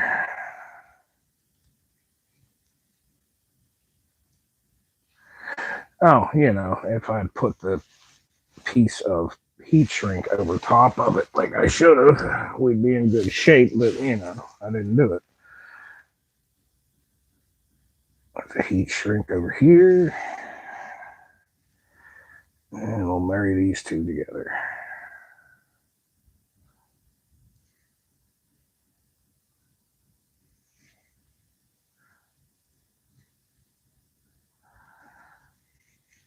Yeah, I got a kick out of it. Grandpa's Harley. Most of the people who watch this are 25. Dude, Grandpa's Harley was probably an Ironhead Sportster that had those handlebars on it. Okay, a little bit of. Now you got flux core, okay, solder. So you generally shouldn't need this. I use it because I seem to have better results with it. So I like to use a little solder paste. You don't have to if you've got that flux cord stuff. That's okay. You generally ain't got to use this stuff, but like I said, I seem like I get better results when I do use it, so I use it.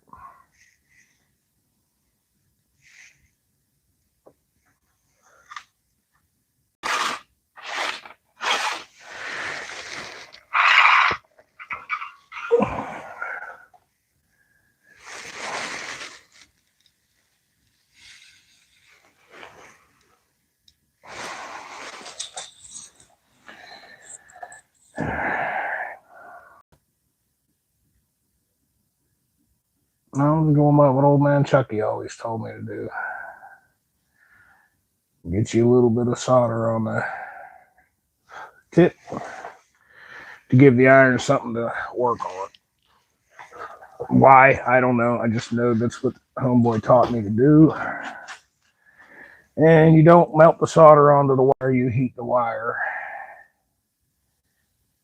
with the iron and you use the wire to melt the solder.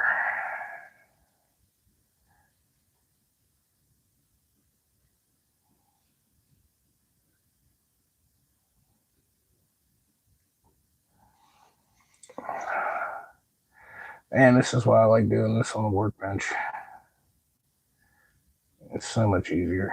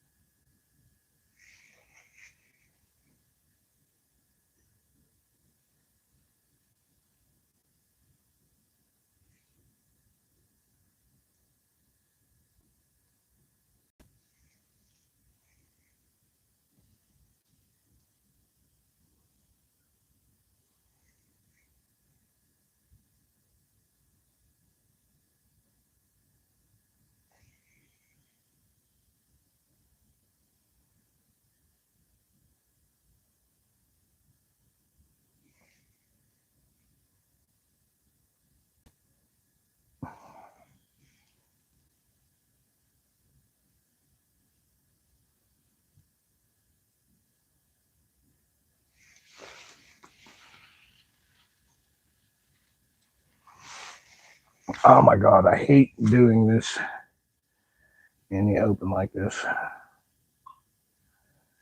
It's just an absolute bitch.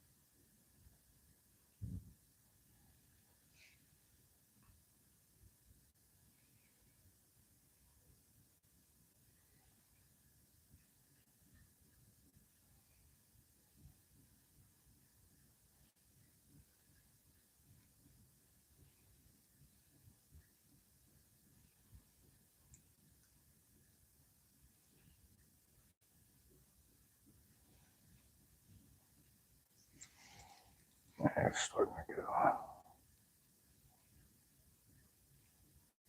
There we go. That's the name of the game, folks. You heat the wire until you can melt the solder onto the wire.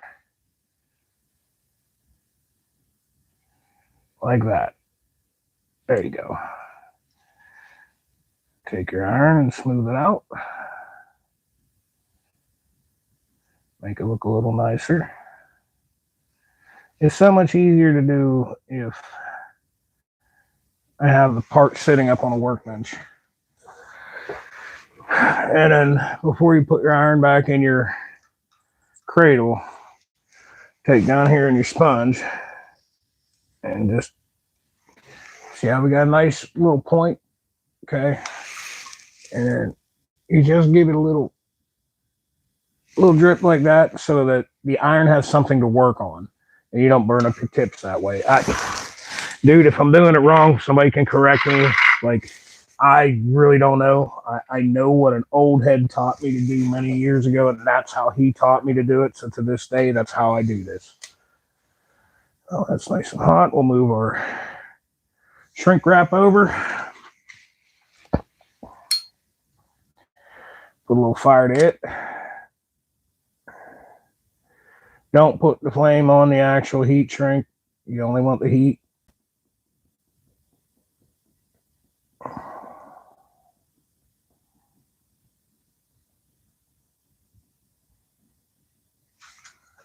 Or something like that. And there you go. You got a connection that's going to last a long time. I know they make bullet connectors and all that, but nothing beats a good old-fashioned soldered connection. It's just going to last longer. It's going to work better in the long run. You're going to be happier with the finished product. You just will, okay? I don't know. 10 different people can tell me 10 different ways to do this, and I'm sure every one of them will work fine. But on my bikes, this is how I handle wiring. You know, everybody has their own way of doing it. I do it this way, and I seem to get the absolute best results by doing things, you know, the way I do them. That's way too much. Perfect. Okay.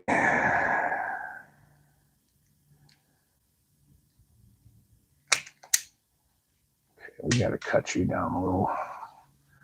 That's way too much.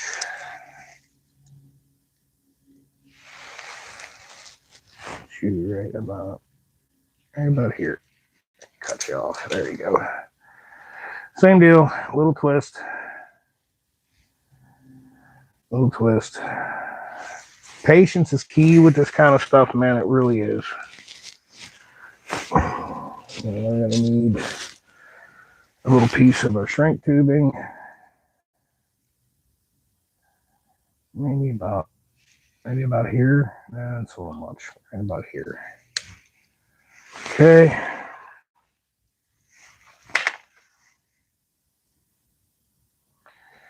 Slide it over on this side as far back as I can get it, because the heat from the solder iron will get to this and it will shrink it, and it will just, you're not going to have a good time. How about that?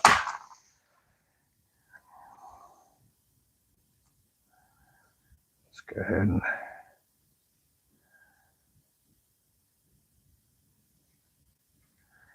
get these guys twisted together like such. Okay. And we're going to want a little flux. Where did my solder wire? You want to have everything ready at the hand. Cripe, I hope I have enough soldering wire to finish this project. I'm running a little low. But if we can get one side finished, I'd be more than happy. Okay, we'll do a little flux on there like that. Don't need a lot. Just a little.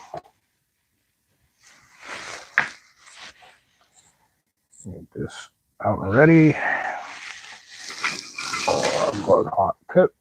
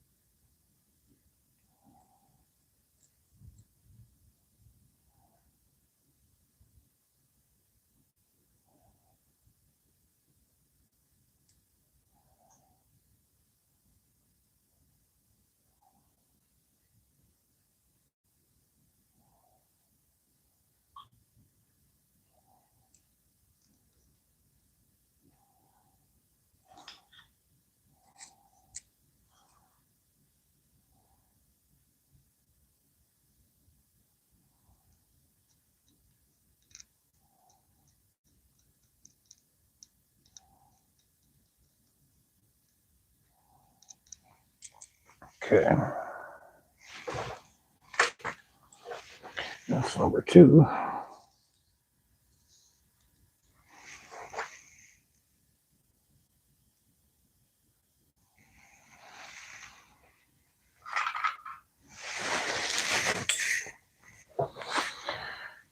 So on, so forth, on down the line until you get it where you need it.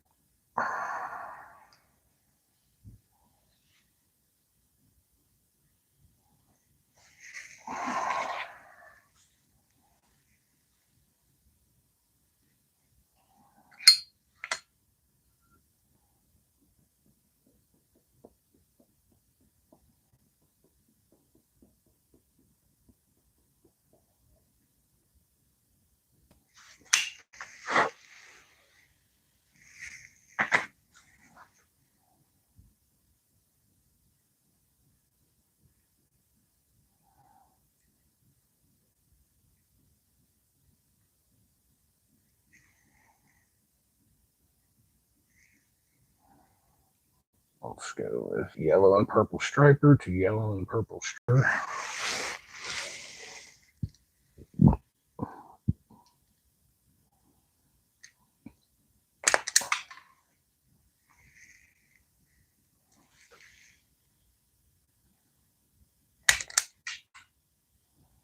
A little more. There you go. That's nice.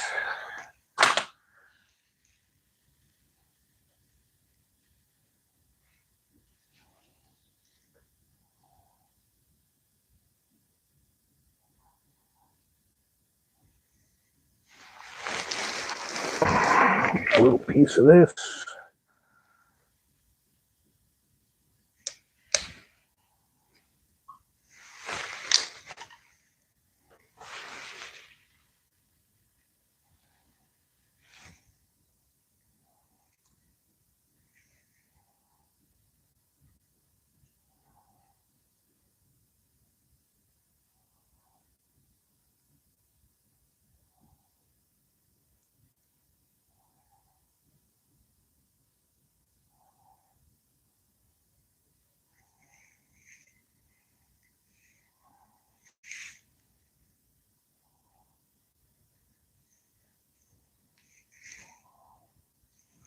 Twist it together all nicely. Bend the other wires out of the way so that they're not in contact with the heat. And a little touch of soldering paste. I don't need a lot. I don't need a lot, just a little touch.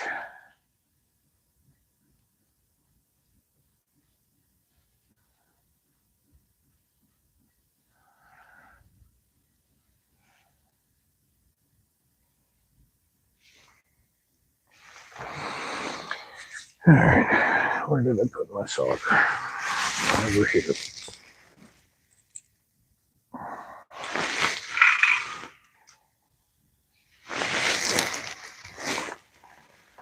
This cord's not playing with me. Well, here, I need you over here. All right. Work around this side. You guys can probably see what I'm doing a little better.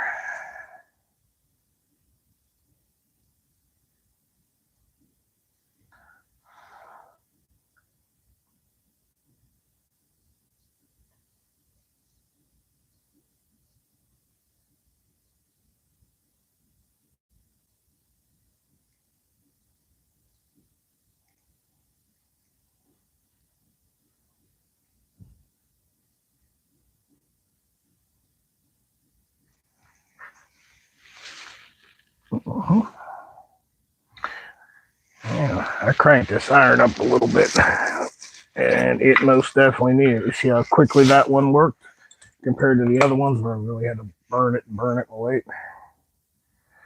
Probably gonna burn my tip up by doing that, but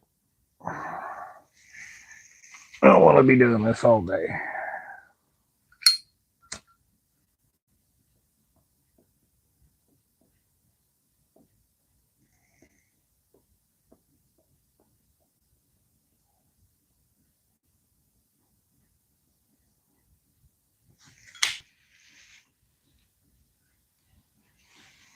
wiring is easily like one of my least favorite things to do when it comes to motorcycles. If you didn't know. And I suppose that would be because I oftentimes have to do so goddamn much of it, because a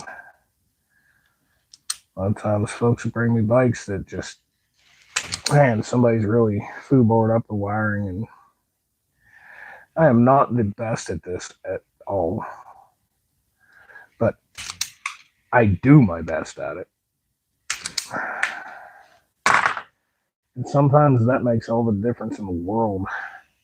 Just taking your time and trying as hard as you can to do a nice, neat job. That sometimes is all it takes for something to work. Like one of my Facebook motorcycle groups today, either today or yesterday, it was probably an AI generated question. I don't know, but the question, and obviously they were hunting comments and all that, but the question was, how did you get through an extremely difficult repair on a motorcycle?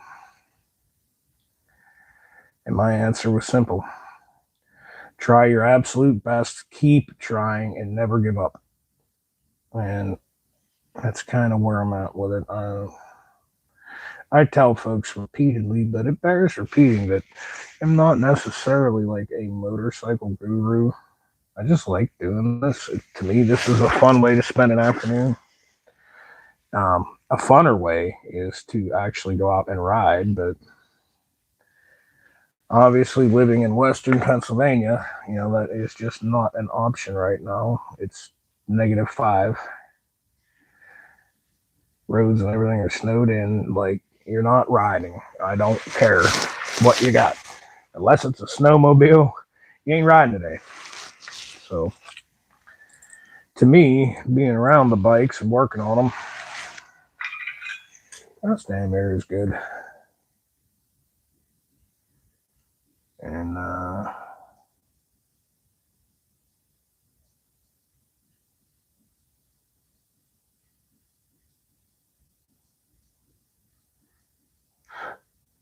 being as my other bikes didn't need any work done to them, and I don't plan on modifying them.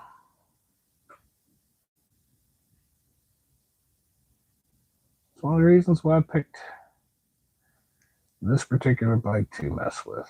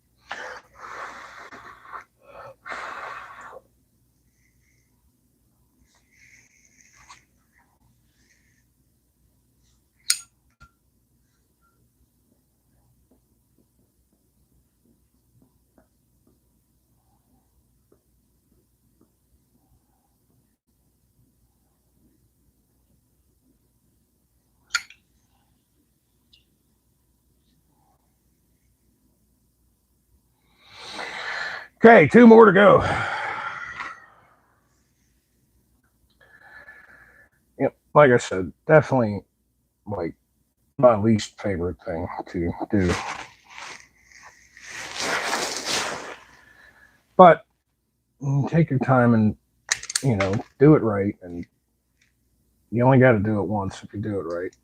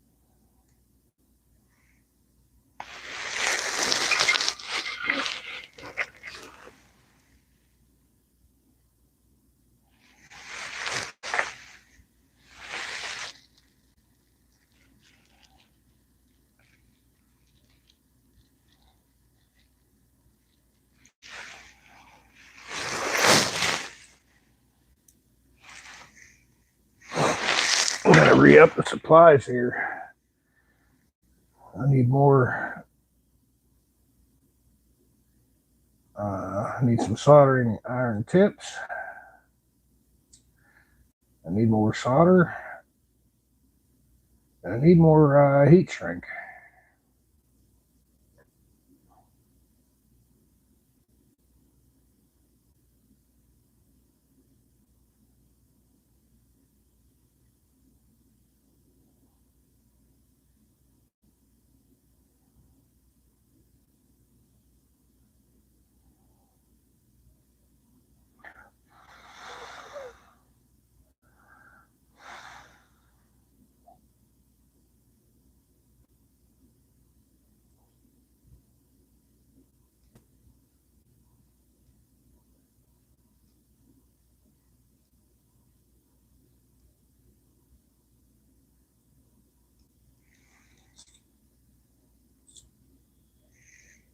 Beautiful.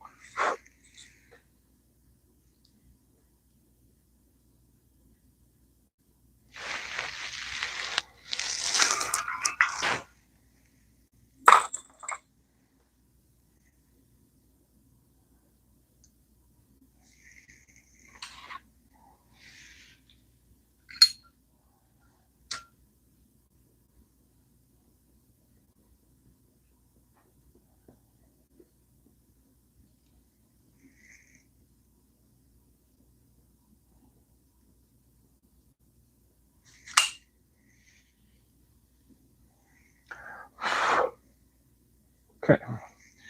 1 more to go, and then we can taper up, and then I feel like we're going to probably take a break. What time are we at? 1:47. Oh, man. I don't know. We're going to work till 4. If I can get this all buttoned back up, I will. But I'd like to see it headlight reassembled and everything so she can just fire up and go. I got a way to go today yet.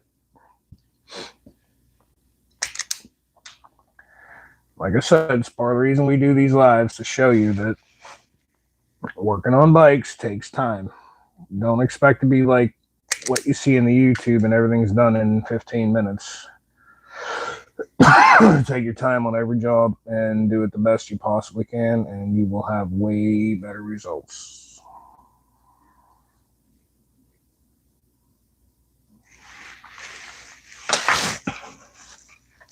Man, I hope I have enough. This is all I got left in this size. I may have to go run to the... I reckon a local auto parts carries this shite. pay too much for it there, but I may have to do that to finish the other side. I hope I got enough. I have more in a different size, but this is too big. The other side is way too big, but we shall see. Try to stretch it and use it sparingly, but you need to use enough to protect your connections. Okay, a little solder paste on you. Sometimes it's hard to get just enough without getting too much, you know.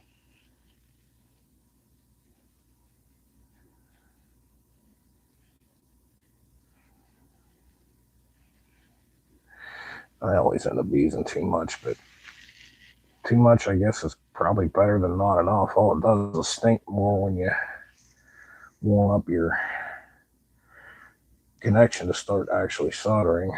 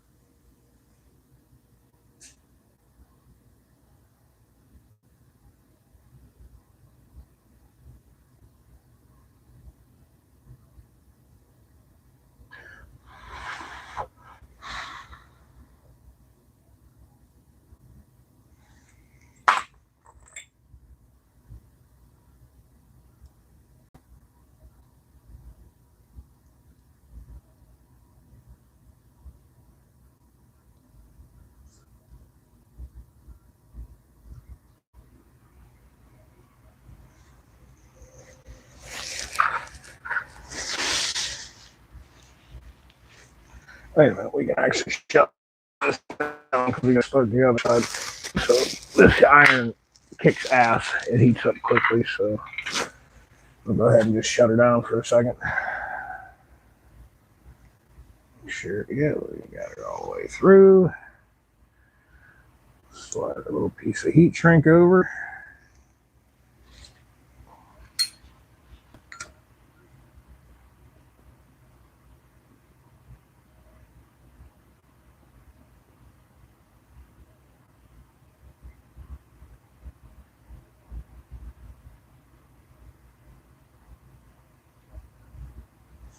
Okay.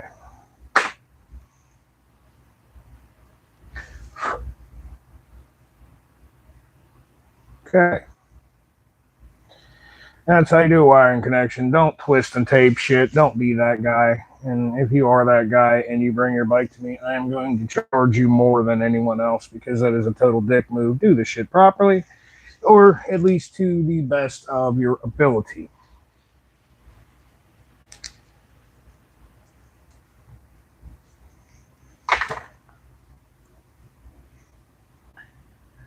Let's get another protective layer of tape. This looks so ghetto. I don't like this, but you know, it is what it is for now.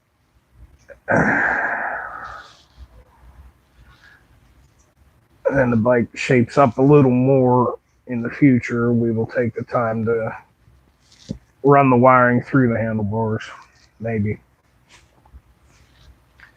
Honestly, I don't got the patience for that right now today. Not with the work week I had, dude. I'm telling you, my day job just totally kicked my ass this week. Like, I recently got a pretty sizable pay increase, and with it came some stuff like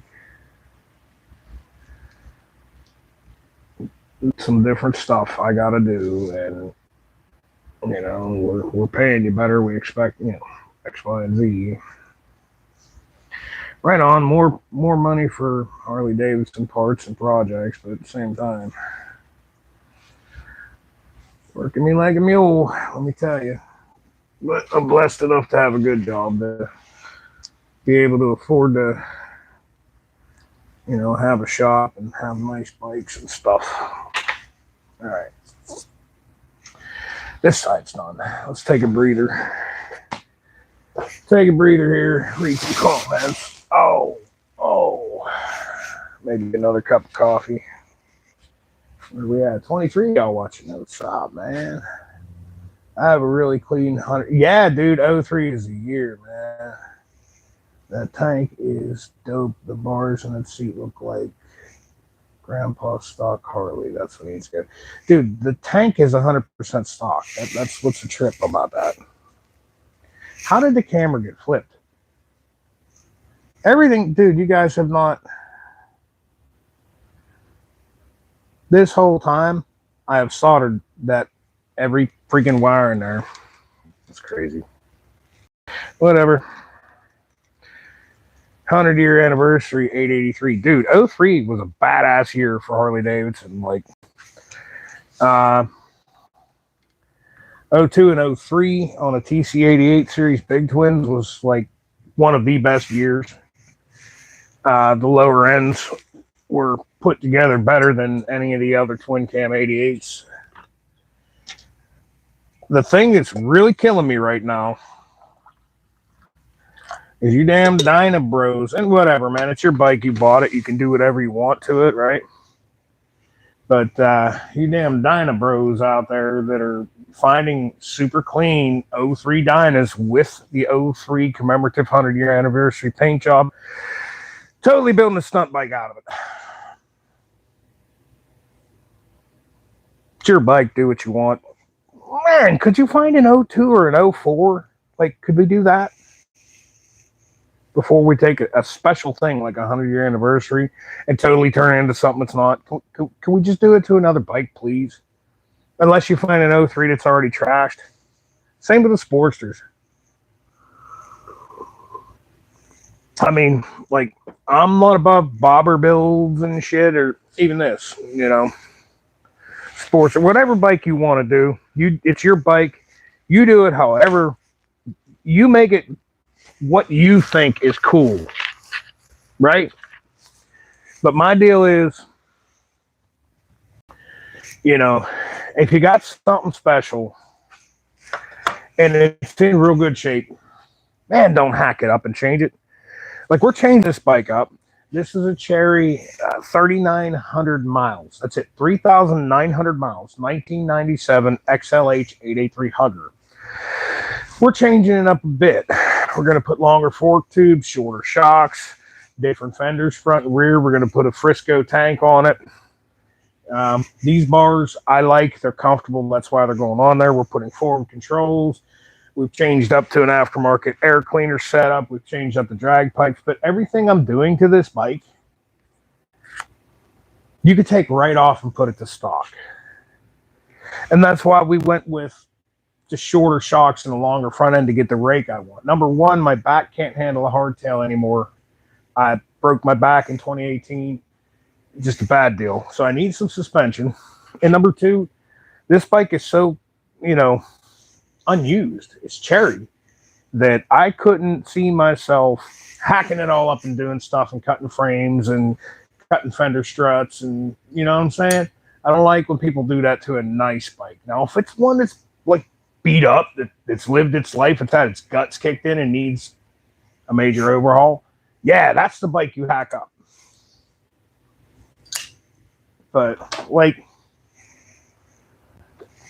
the whole cafe racer craze that's going on with the metric world, the metric bikes. Dude, if you come at me with like but in most of your single cam CB 750s that are still around, in other words, 1968 through 1977, most of them that are still around are either already restored, somebody has kept it mint from the beginning and they kept it nice, or they're beat to shit and laying in pieces. And they're at a price level that folks ain't even really taking one beat to shit and turning it into a cafe racer bike. So you'll see the dual overhead cam ones, and especially the CB 900. If you've got a 80 to 82 CB 900 custom that's original with the 10-speed high and low transmission, if it is mint and I catch you hacking it up, I swear, right upside your head, man. Don't do that to a machine like that. But if it's sat outside, it looks like crap, it's rusty, it's beat up, have fun with it. Have at it, go nuts, you know? There's another Facebook group I'm in.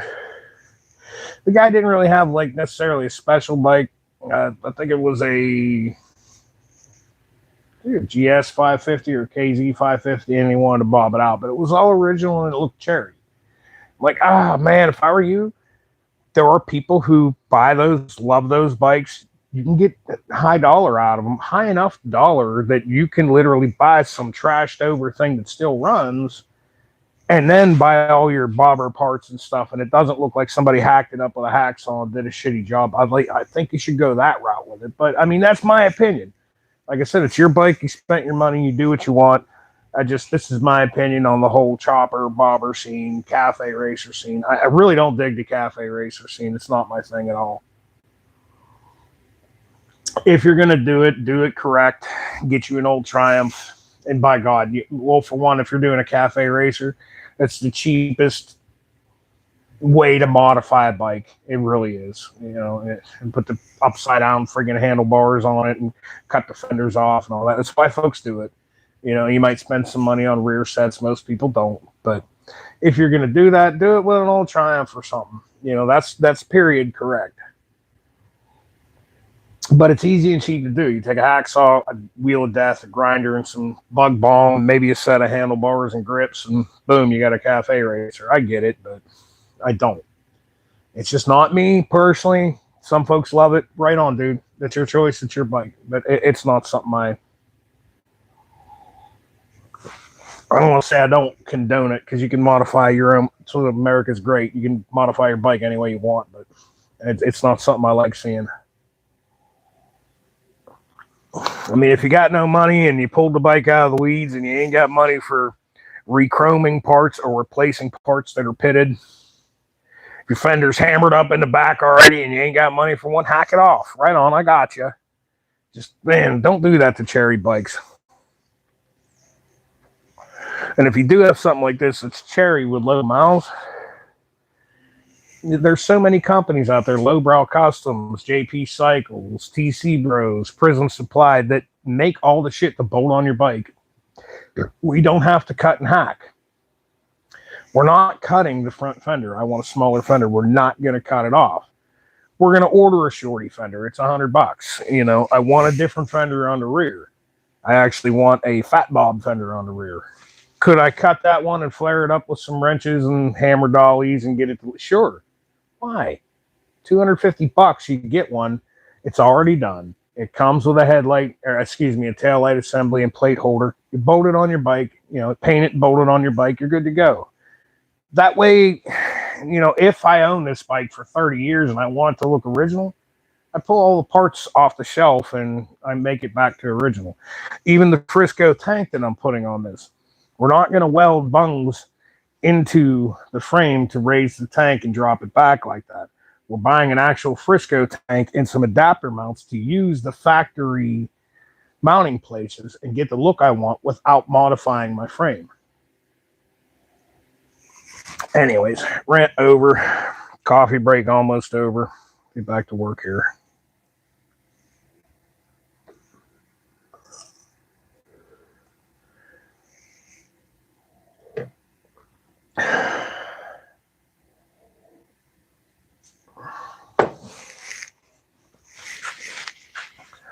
All right. Now we need the plug marked R. And the first one is going to be the hardest one to do. Because once the first one's on there, this piece will be hanging and the rest of it will go together. Switch aim to where you guys can see what I'm doing, and then I'll get my whole setup moved over here.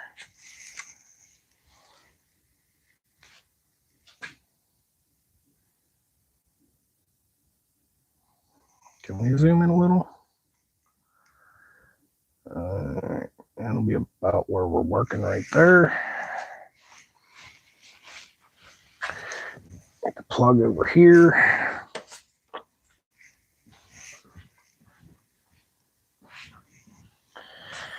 And Move the entire setup to this side so that everything's in reach.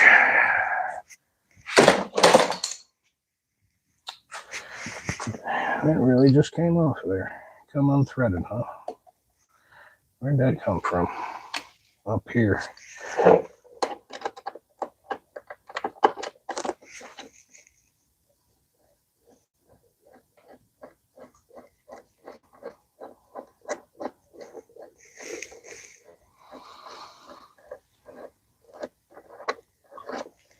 There we go. This was a Christmas present. This little stool from Mrs. Phoenix Motorsports. Badass. You can sit on it like that, or you can unfold it into a creeper. And I use the hell out of it. Like, wasn't very expensive either. I think she got it on sale. Might have been Amazon even. It was like $40. Dude, I use this thing every time I work on bikes. Could you imagine how long it took to do that, to be hunched over? Your freaking back would be screaming for mercy.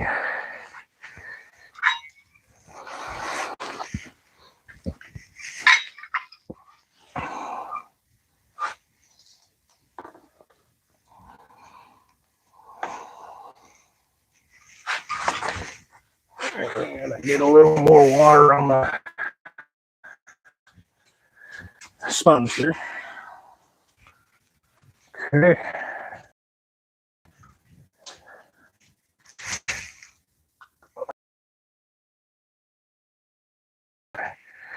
Heat shrink. Did I move the tube of solder? I did. Only thing I will need will be soldering paste.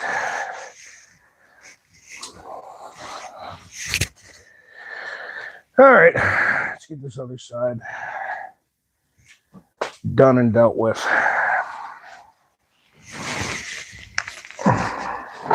Man, it's so chilly on this side of the garage. It's freaking freezing outside, dude. -5. We had -5 when I came down here. All right, where are we going to start? Okay. On this side, we have a stock Harley protector. We'll leave that the way it is. But we're going to remove some of it so that we have more room to work with.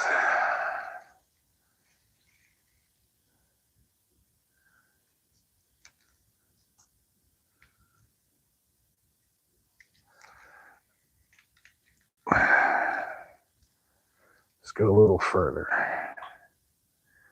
Because we can always, if you watch this from the beginning, the other side, we cut this whole protector off because we were going to try to run the wires through the bars like it's intended, but I fought with it long enough and said to hell with it. Let's just go this route with it. Run them down the back side of the bars like this. It won't look as trick. It won't look as cool, but I only got so much time in the day. And today is the day of the week that I will have time to work on my bike. So let's get it where it needs to be for today. I am going to go ahead and strip all of my wires at once so I don't have to do it in between like I did it before.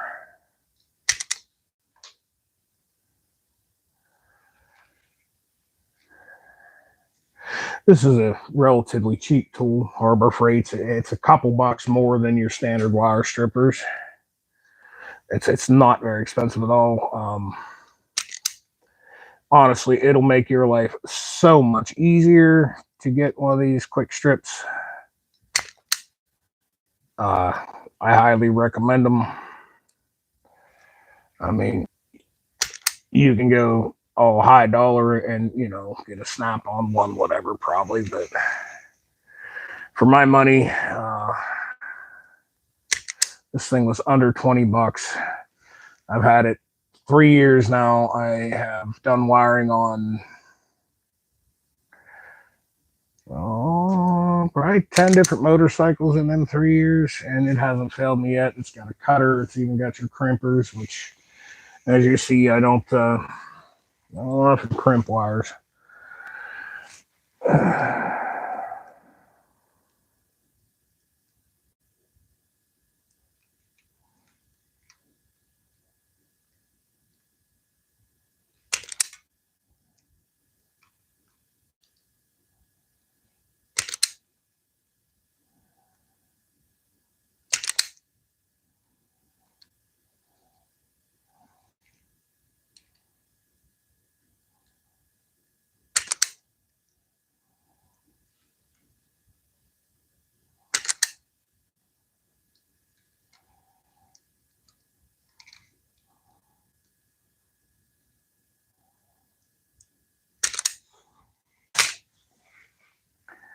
All right, we have a black and white stripe that's kind of tinged yellow.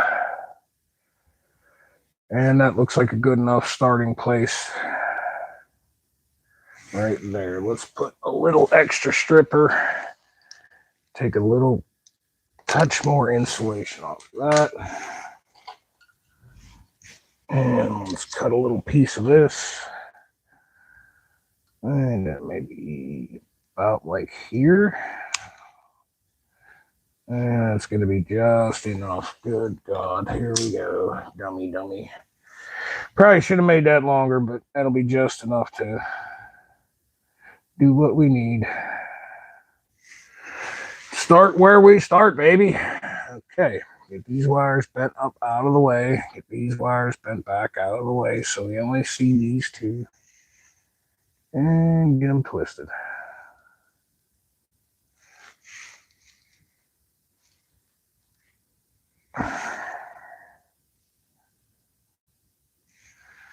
Okay.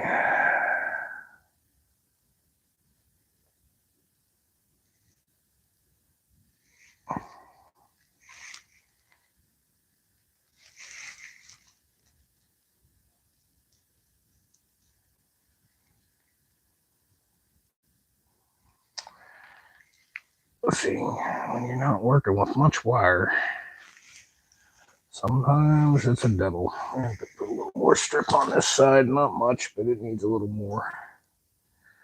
Make it easier to work with. My hands are getting tired. There we go. And that should that should do what I need. Let's get them twisted around to where they need to be.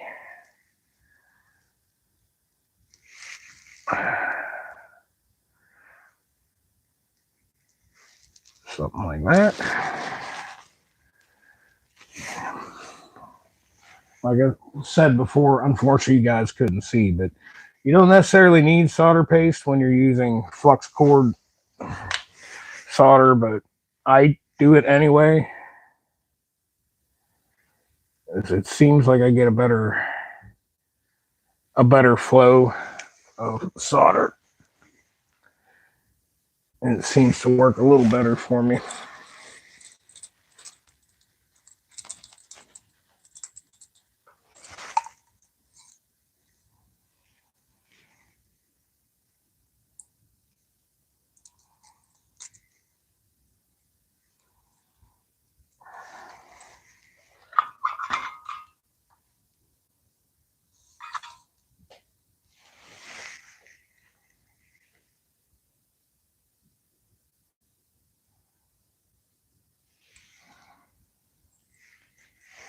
Okay.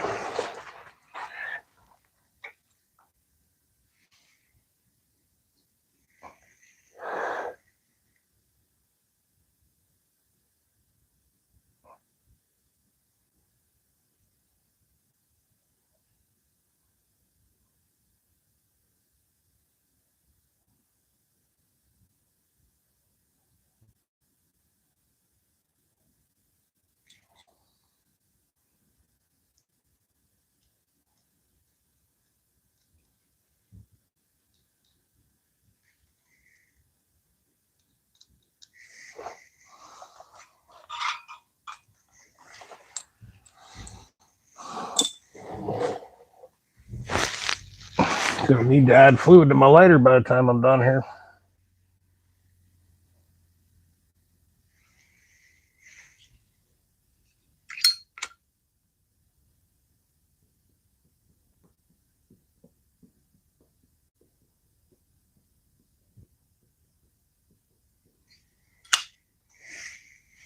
There's one. Okay, what's the next one over? Got another. It is exactly the same. And that'll be this one. We need to strip this just a little more.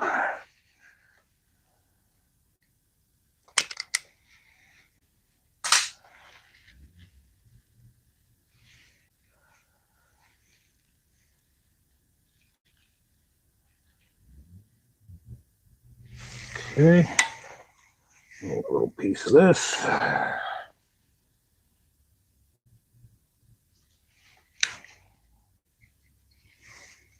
Man, I'm probably going to have just enough of this stuff to finish this.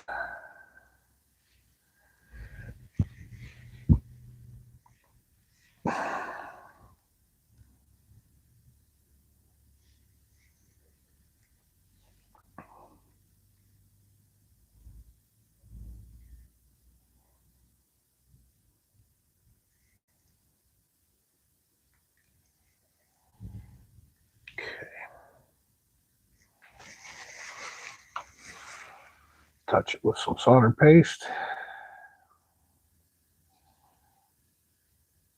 Flux, solder paste, whatever the hell you call it nowadays. Same shit.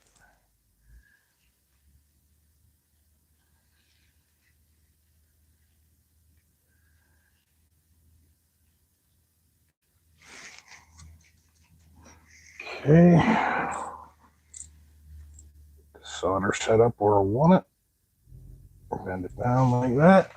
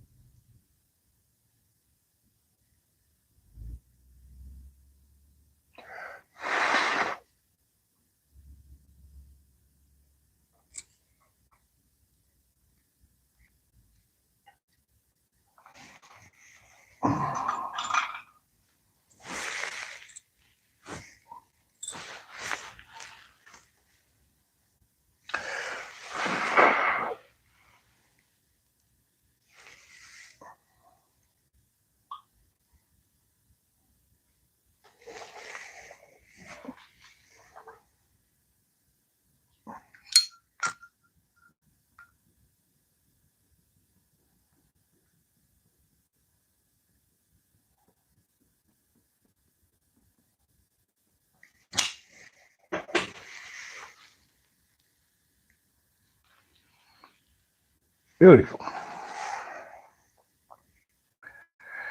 Now we got a red and black. Yep, red and black. That's barely enough. We'll strip that a little further. I cut these ones just a little too short. We need just a little more like that. That's better. Okay. Cut ourselves a little piece of this stuff.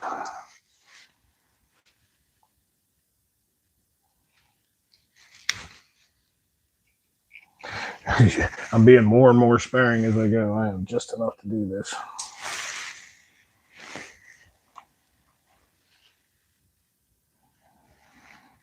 I have other stuff, but dang it, it's a fatter gauge. It's way too much for this little wire. I mean, I guess it'll work, but in a pinch, but it won't look as nice, and in my opinion, probably won't hold as tight. So I'll try to use the smaller gauge stuff for this. Okay, just isolate it out here on its own. Hit it with some solder paste.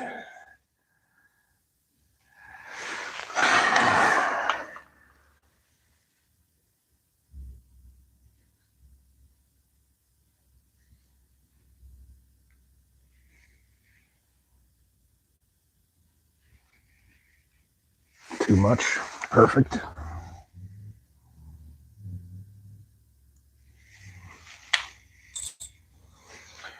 Pull some wire where I want it.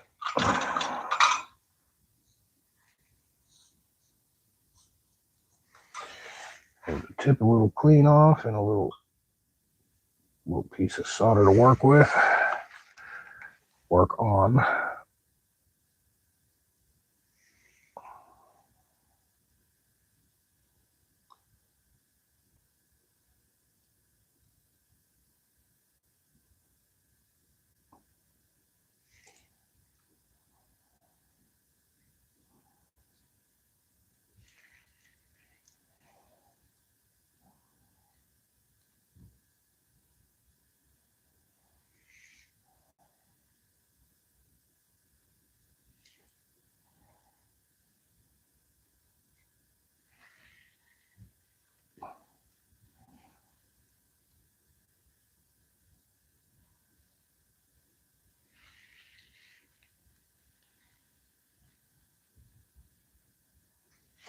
Okay.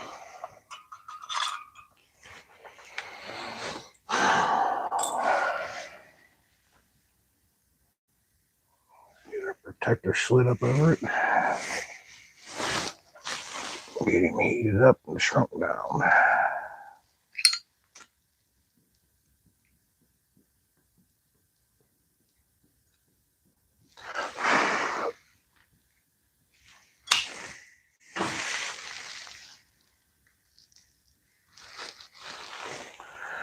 3 more to go.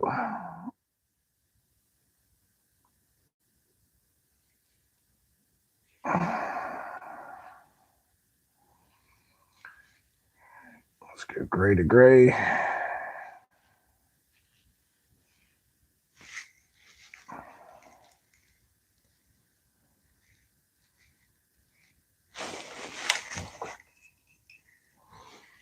Three more pieces of this. I have literally just enough. I have one little piece over there that I thought was going to be too short. I may end up having to use it. We'll see. Someone who does this all day for a living is probably laughing at me like, dude, you're a turd. You suck. I don't do this all day for a living. In fact, I do this as little as humanly possible because I just hate messing with wiring. Does it mean I don't know how to do it or I suck? Well, no, it just means I don't like it. It's a pain in the ass. Truly a pain in the ass. Let's scoop some solder paste here.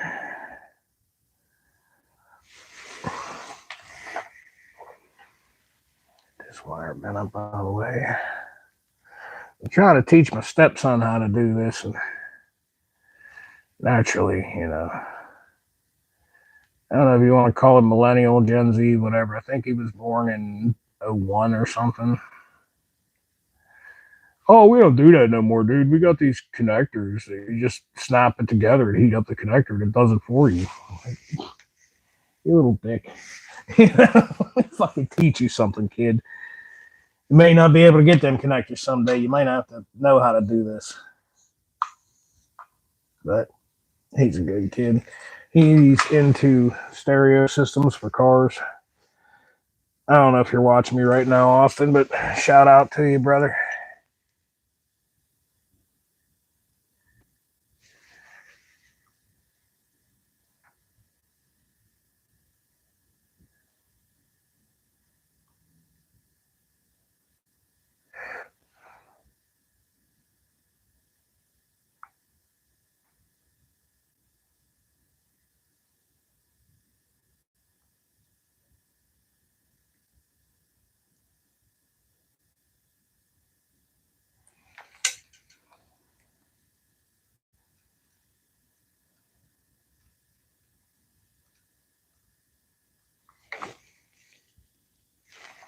Nice little connection.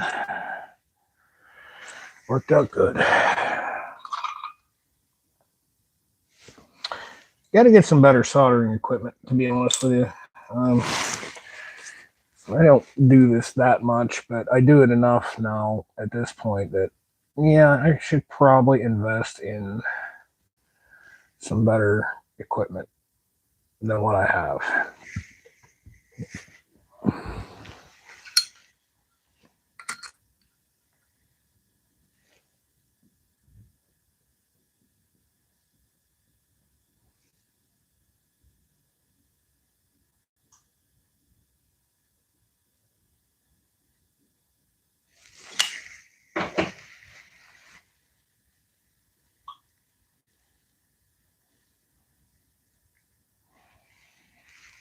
Okay. Now this can get tricky. You got an orange and white striper. And well, this is red and yellow, but these two colors, they look awfully close, man. So stuff can get tricky like that. You pay attention. You notice I'm not narrating all like that now. I'm really taking my time here to try to make this not only look nice, but be good, solid connections.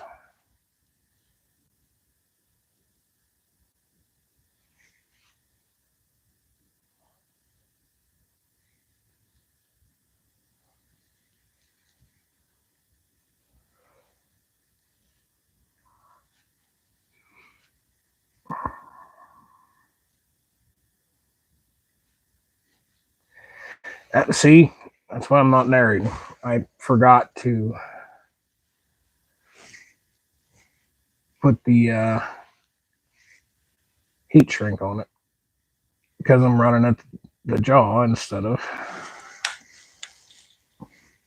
making the wire connections.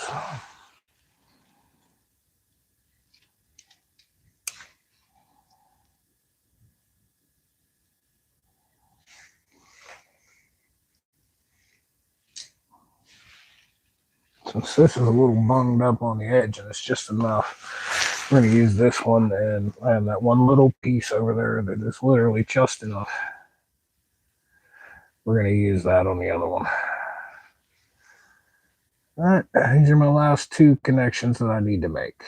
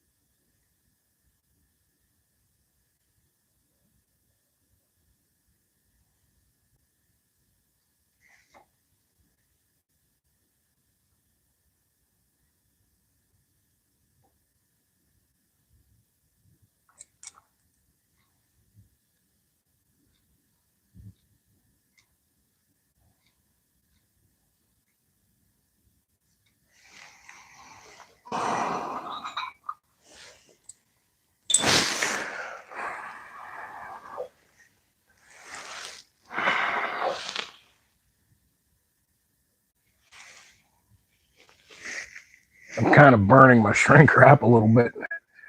Because honestly, I'm going to need Zippo fuel. And we were in Walmart earlier today. You know, they don't sell cigarettes anymore. They do have the butane to fill your butane torch lighter. So I guess if you smoke methamphetamine, you can get the fuel for your lighter at Walmart. But you can't get Zippo fuel. I didn't feel like stopping in another store, so I used the last of my fuel to fill my lighter this morning. And we'll be going back to Bic lighters, which, if you smoke cigs, you'll know that Bic lighters don't tend to work so good when it's freaking freezing out like this. Which is why in the winter you'll see me using a Zippo. I'm trying to do this quickly and not burn up all my fuel. Ralph Cullen. Hey, not much, man. That's what's up. Who else we got in here in the chat? I'm not laughing. Could show you how to do that connector from scratch much faster than soldering it. Would require crimper for the pins, but they're cheap on Amazon. Yeah, I feel you, man. I'm just old school in how I'm doing it. What do we got? Looks like pretty easy to disassemble and pop out the pins. Take a picture beforehand. Put the wires back in. Right on, dude. There's always a better way to do it. I totally feel you. This is what I got, and this is how I'm doing it. For real, I will check that out, actually, because if I get to doing shit like this enough, that the tools and that will pay for itself in the amount of time that I'm going to save. You know what I'm saying? For real.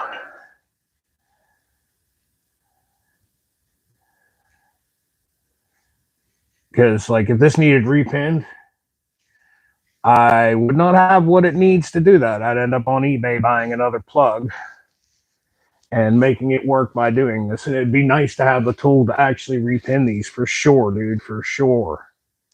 Absolutely for sure, junk mail. I appreciate that. I will look into it. Like I said, man, I'm always up for suggestions. I don't know everything at all. I'm not going to pretend like I know everything. I just know what I know, and I know what works over the years and what I've done. And if somebody has a better, legit better way that's not a hack, I absolutely will take advice on stuff like that. Absolutely. To be honest with you, you're a fool if you don't. You know what I'm saying?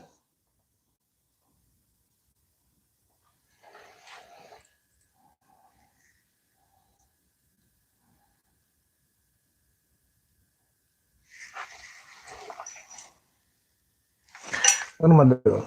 I didn't even put solder paste. See, sometimes when I narrate these videos and whatnot, I try to tell you what I'm doing. It's just not a good deal. Sometimes. Better if I just do the work and let y'all watch me than try to talk to y'all while I'm doing it.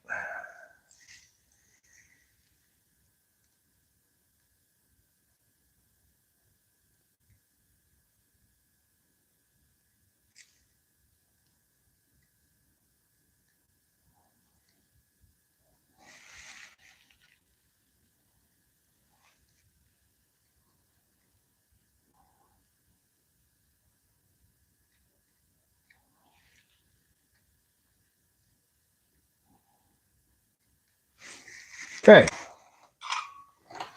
So that annoying little bit of work is finished. Thank you, Lord. Thank you, Lord, for seeing me through that annoyance.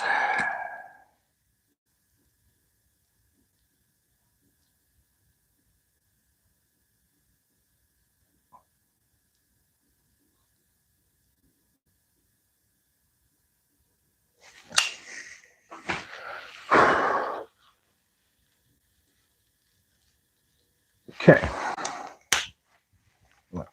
These wires bunched together. I should probably give that a minute to cool.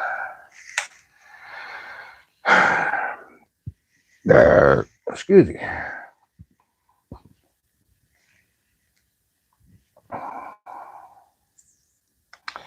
Wonder what we're having for dinner. You know what I like? And I got them. All right, McDonald's got that McRib sandwich, and everybody goes batshit crazy when they come around again, right? I mean, you know, you could buy those McRib patties, they're whatever brand, and Save a Lot has a generic brand, and Walmart has their own. I got some of them. Instead of making McRib sandwiches, I think maybe I'm gonna bake up some of them patties like that with a little bit of barbecue sauce. You know what I'm saying? And maybe some mashed potatoes or some cornbread. Like that'd be a quick, easy dinner. Not a lot of cleanup, not a lot of cooking. We also got chicken breast. And I got one of them easy meal deals where you cut the chicken breast and fry it up right quick and then make the shit and throw it in there. We got something like that. I think it's like loaded baked potato mac and cheese bullshit. I don't know. The missus seen it in the store. It's like, oh, I want to try that. Well, yeah, it's on the shelf. So that might be dinner. All right. Does that okay? Let's get that out of the way. We're starting to look like something, ladies and gentlemen. We're starting to look like something. Minus 24 here the other night. Dude, that is freaking cold.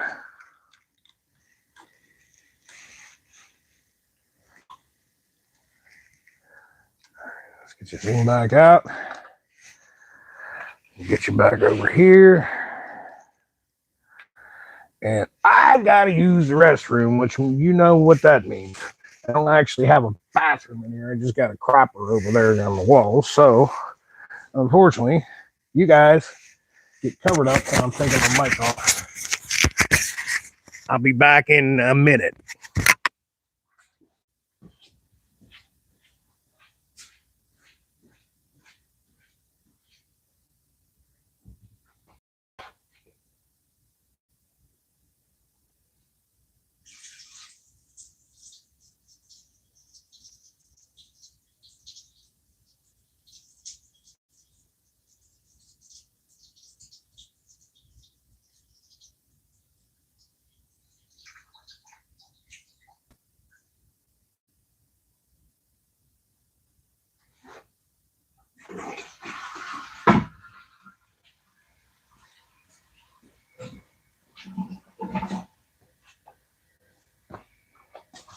All right, I'm back. I should build like a little plywood structure around that or something, you know what I'm saying? So I could actually have like a bathroom. The gentleman that built this garage built it for himself. It was never meant to be like a YouTube studio type shit is what I use it for.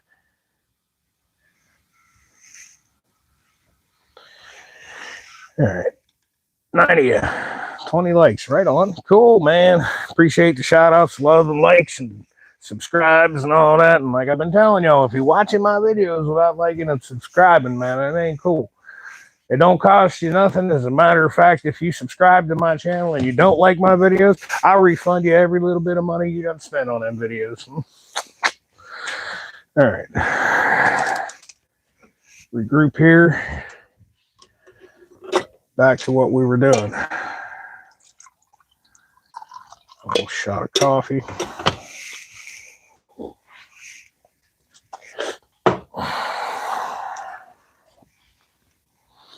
All right, we want the wiring to stay kind of like this. I think we're going to poke it through here and down. So we will be in need of some zip ties. Something like that, huh? Will that unplug easily? Yeah, that will not. So we will be in need of some zip ties. Do I have little zip ties to make that look nice? I know I have big mother jumpers. And I really don't want to use that. I'd like to use small ones.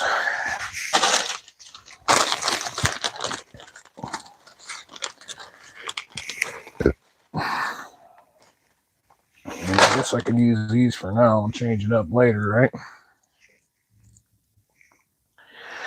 Let's see. Let's try a couple and see what it looks like. It's probably gonna look like crap, but that's what we got.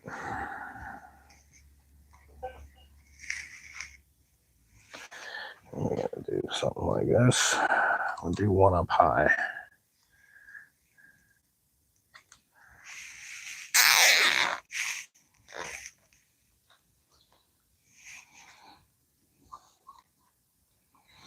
Okay, we're gonna have enough flex. That's hard steering lock, so that's gonna be okay. Get these wires tight together.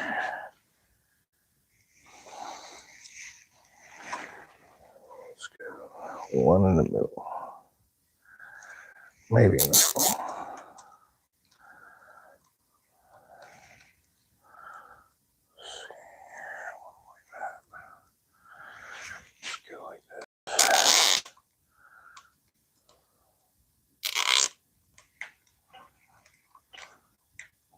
Hide them back here as best I can.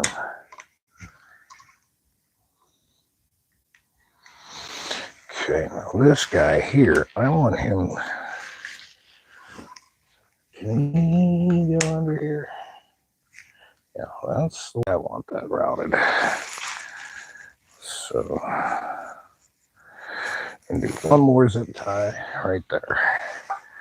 We're going to call that fixed for now.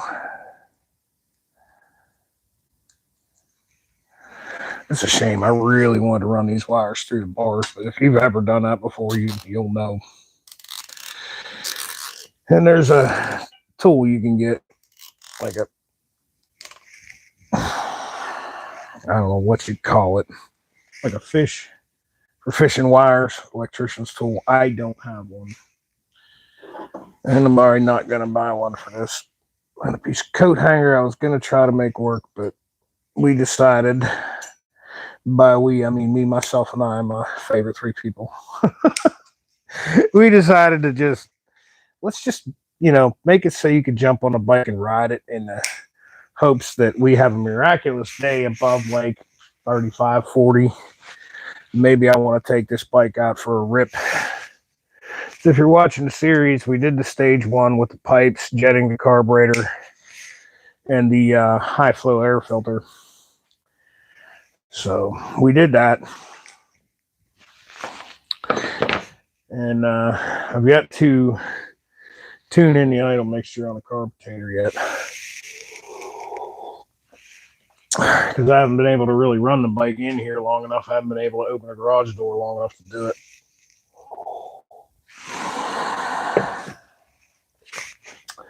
Okay. Next thing, and hook our throttle cables back up. Which side's which again? Let's see. Okay, the pull side's going to go up front. Grab the throttle and twist. This is the pull side. And if I remember correctly, when I test fit this, was there enough throttle cable to go through the bars? I feel like there was, or through the front end. I feel like there wasn't enough throttle cable to go through the fork. I feel like it had to be over here for it, in order for it to work.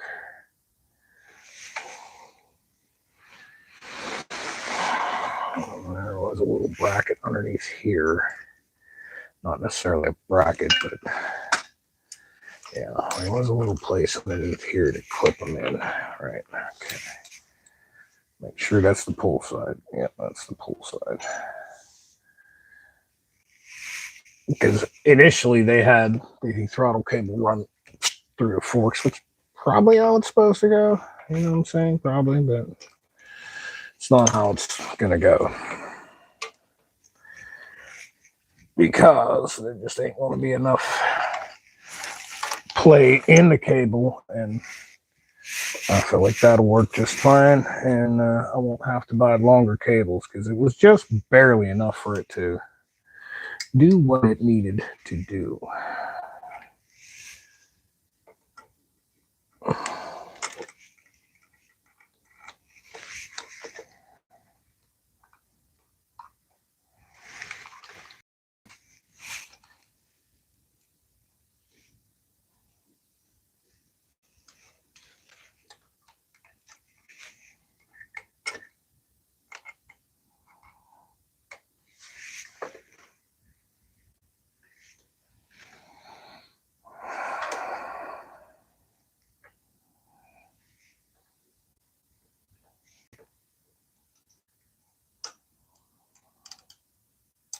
But accelerator pump's working good now. I can smell fuel.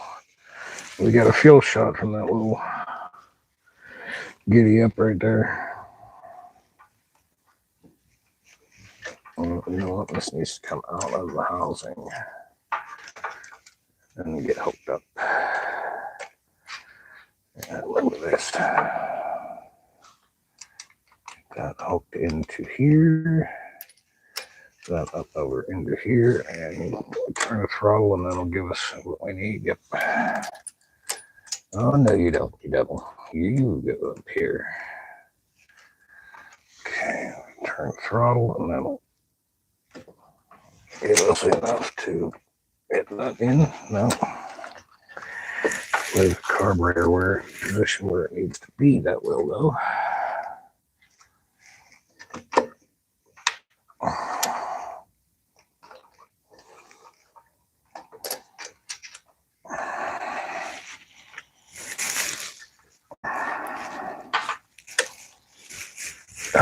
Spring is going to be the death of me. We just run without that spring. I mean, it is a push side.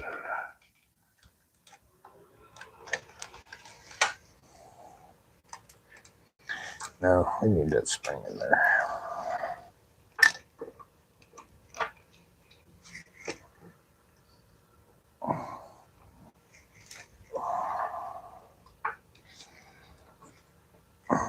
Come out of the way a little bit, we'll be in good shape.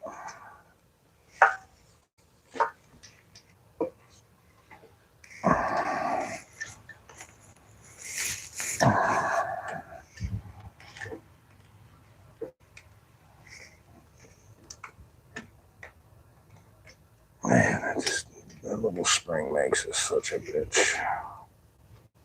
Like I'd already have it if it wasn't for that. Can we get any more out of this? Which one's the pull again? This is the pull side and it goes to here, so this will be it. Can I shorten this up any and give me a little more room? Tiniest bit, that might be enough.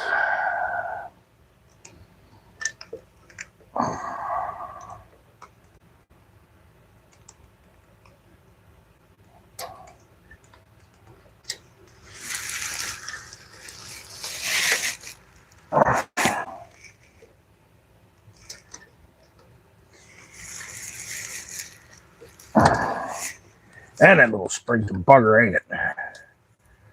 There you go. Now it's in. Right where it needs to be. Okay. That was aggravating. Now, make sure the carburetor seal's not all bogeyed up. I'll slide this off. Okay. The original owner, like I said, gave me the carb to look it over, and the issue he had with it was pretty simple. This guy was all bogeyed up. It was put in there kind of sitting like that and not sealing.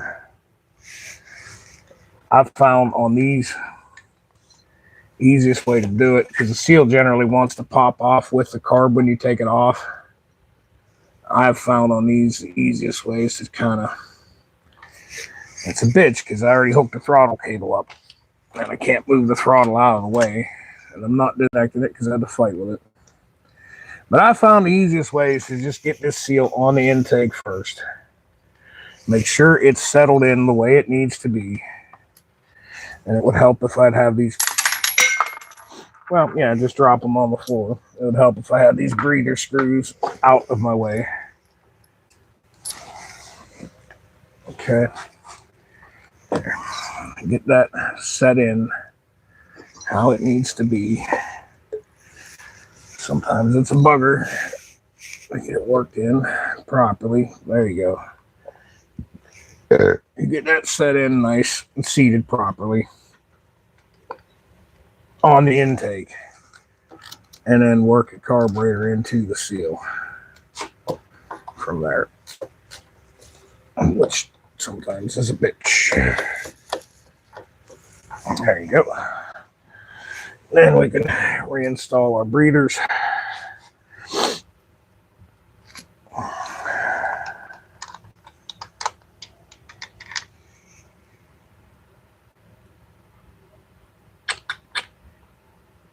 How do we go here? You go in first. And then you.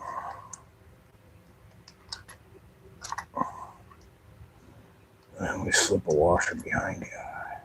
I believe that's how it goes. Then we'll just get it started. And we'll do the other side. Now, if you remember correct, if you've been watching my lives, I like the way this air cleaner setup fit. Look, man, everybody, there's so many people running these and just, dude, they're Chinesium. I mean, it is what it is.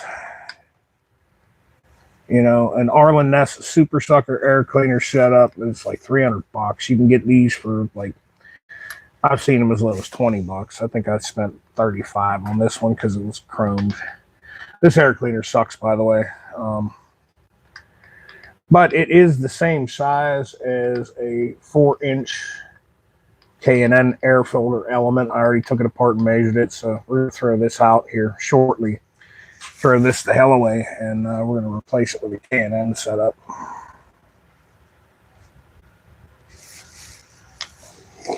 All right, now we need our big 3/8, I believe.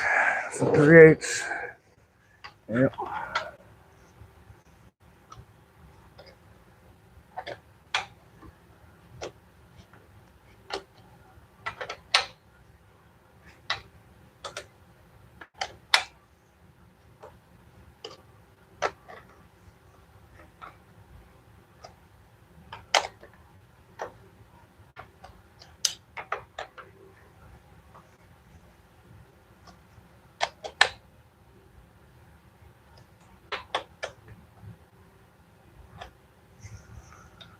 All right.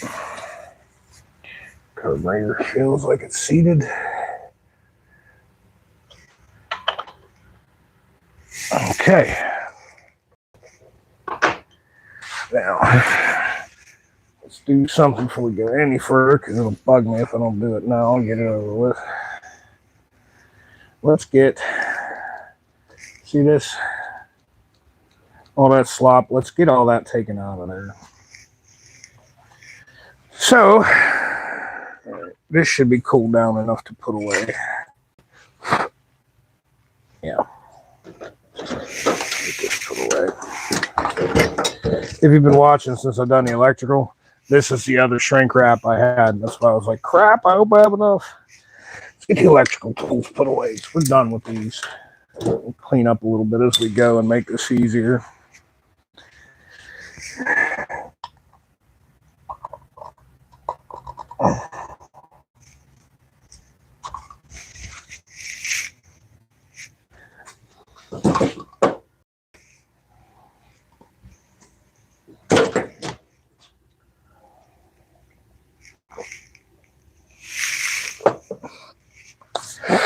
Three o'clock.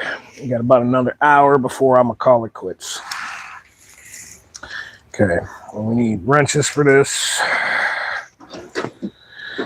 Yeah, it's a good time to try out them ones I just bought today. We're in the devil, are they? Yep.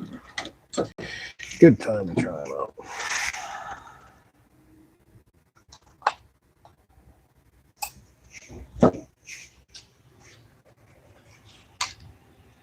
Three-eighths. 3/8 on both. Well, one new 3/8, and we'll dig through the pile and get us another 3/8. I think this is one right here. Yep. It's a cool little wrench. Dude, I have no clue where this came from. When I moved into my old house, my great aunt lived there prior to me. And she had I guess you could say a boyfriend, I don't know, a fellow that she hung around with in her later years in life. And he fixed all kind of stuff for her at the house. And he left a bunch of tools. This is one of his wrenches, like a little piece of copper pipe shoved, like it's a little 3/8, you know, just something goofy. What we got here? The piece of plastic bag to a string, stuck it through a vacuum cleaner. I've never done it on bars. It works wonders in conduit. Maybe, man, maybe. Dude, I'm telling you, like the holes for that were too small. I don't know when you jumped in here. I egged out this side a bit so that to make it easier. I got it all the way down once, and then I couldn't get it to pull through with nothing I had here. I pulled it back out, took the actual Harley Davidson wrapping, the original protector off, wrapped all the wires tighter with electrical tape to make it smaller, fed it down through, and man, it was wanting to get bunched up and do that in there, and I had had enough at that point. I'm like, yeah, we're done. Okay, let's get these two unlocked.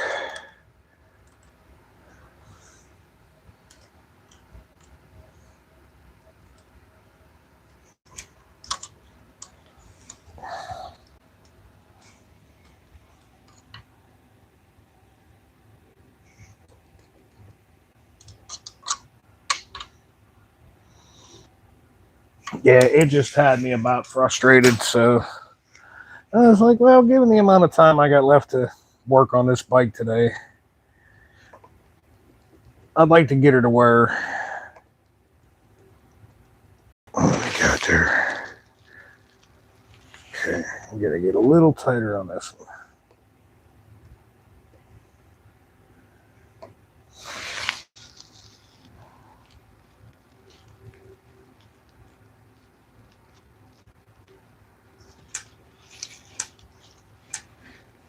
As I flood the hell out of my bike, adjusting the throttles. Good deal. That's good right there.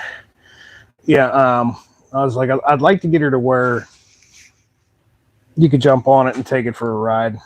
If we should get a day where, you know, Mother Nature decides, hey, we're gonna just trip on acid today and give you a 45-degree day in the middle of February. You never know, dude. It's happened before. You go through if you're on my Facebook or my other social media, you know, I had that old Goldwing for a beater bike, and I had that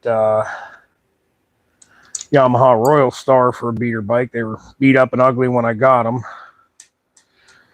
So, should I make that a little looser? No, I'm watching slack pull in the cable.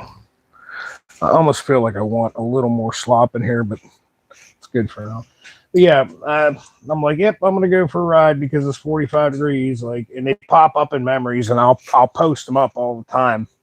You know, Facebook does your memory thing, so I'll post crap like that. Like, man, on this day 3 years ago, I was out riding a motorcycle. That's how nice it was. And it's like -5.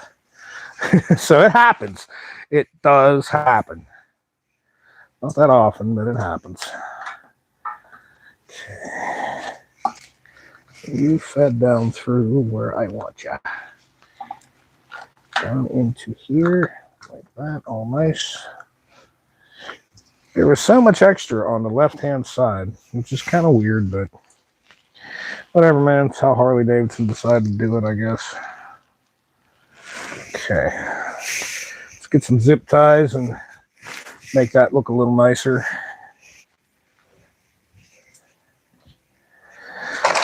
What do we use on this side? 3. Let's go with 3 on the other side. Excuse me.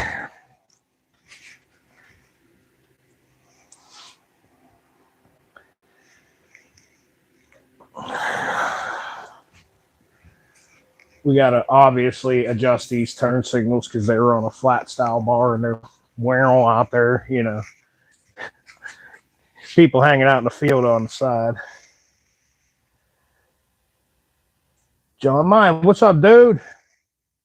Flapping gums, not wrenching. Well, you know, viewers means money, homeboy.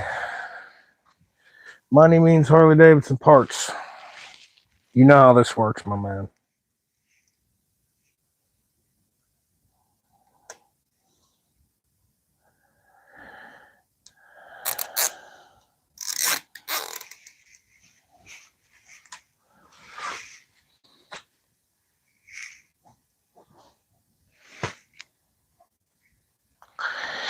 You know how this works.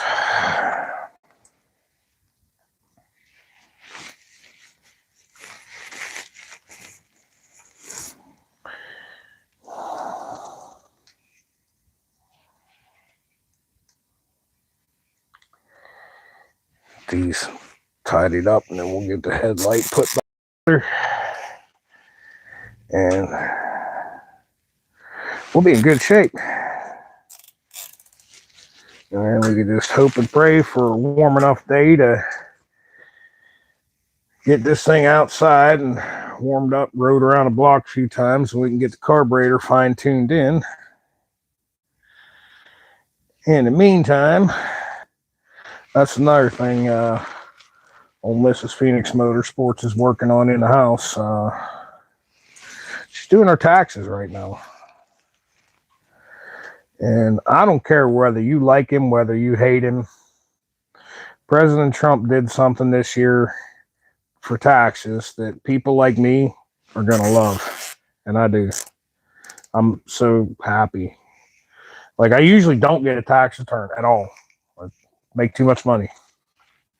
I'm lucky that I don't owe. You know what I'm saying? I don't have any kids. I don't have write-offs all like that. So it was a banner year last year. I got $200 back.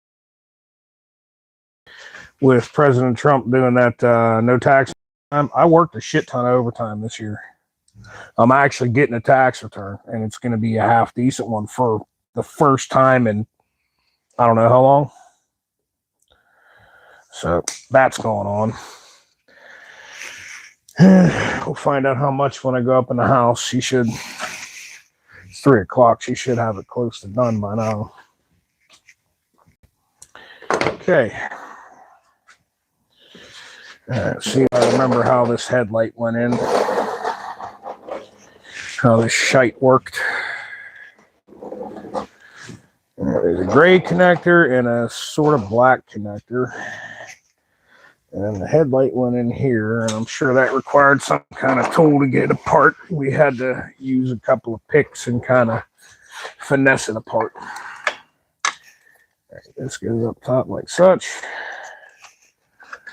So let's push the wire through like that. Get the black connector in the black connector place. Set just right. It probably should be putting a little dielectric grease on this, but we're not. So there's that. There we go. Snapped in. Sure y'all heard that nice audible click. Well, let's go with this side here. This worked in the spot. Come on now. Hey, it's your home. Just go home.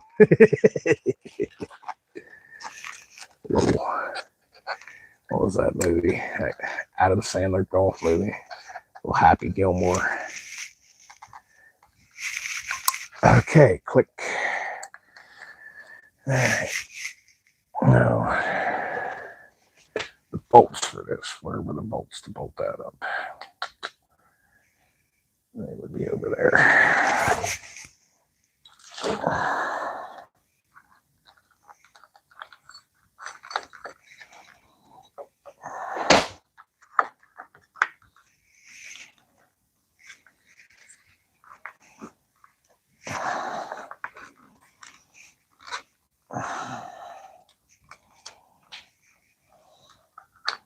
Okay, that fit in. Let's get that bolted in before we mess with the headlight. And that would be these two.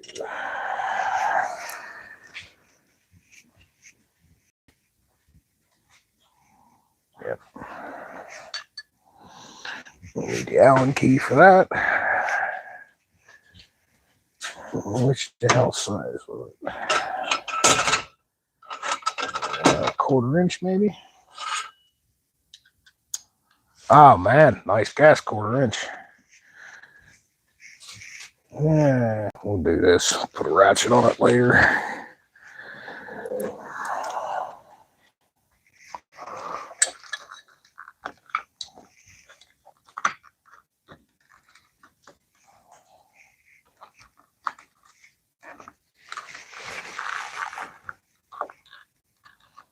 Mm-hmm.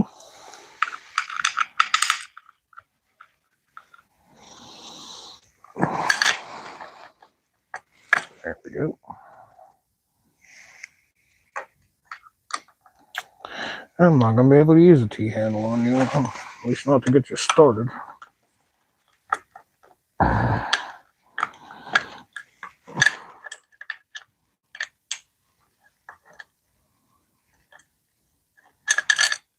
It sure is these long mothers. Yeah, well, ain't that the devil? Let's make life a little easier. Let's pop off the speedometer real quick, because I feel like it is majorly in the way of doing this, and it would just be easier to do something like pull this off, reinstall the headlight brow, and then put the speedometer back on.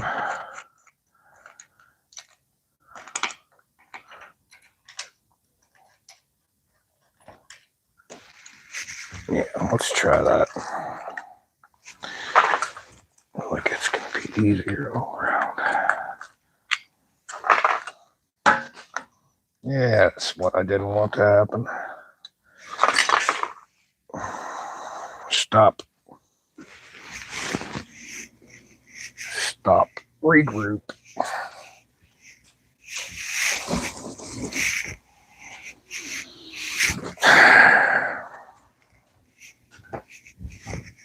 Throw that on a gas tank to protect it. Go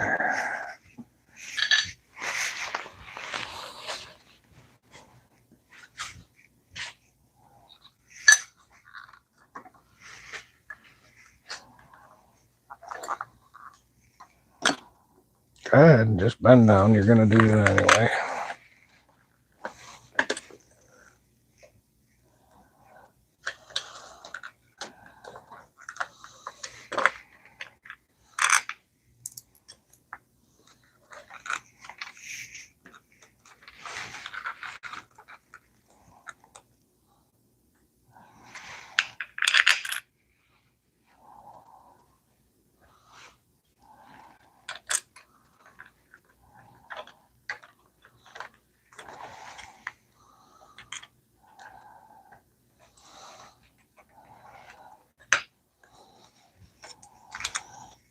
I'm using the right goddamn hardware. Bet you I'm not. That looks more like riser hardware. See, that's what happens when you stop in the middle of a job and go do something else. Yeah, that's these ones. That ain't these ones. Yeah.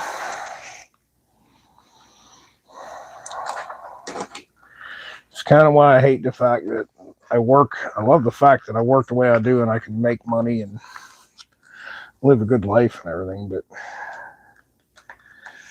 when I get to working that much overtime, it messes with doing this stuff. And that needs a washer, of which is over here in the pan. Let's get the washer.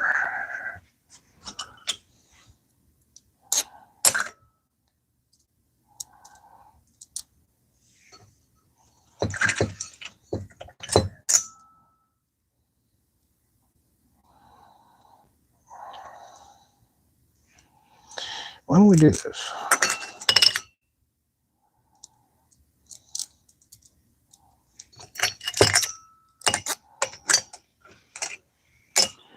I have new hardware and it is shiny and stainless. Let's use the stainless hardware on that, huh? Make it look nice.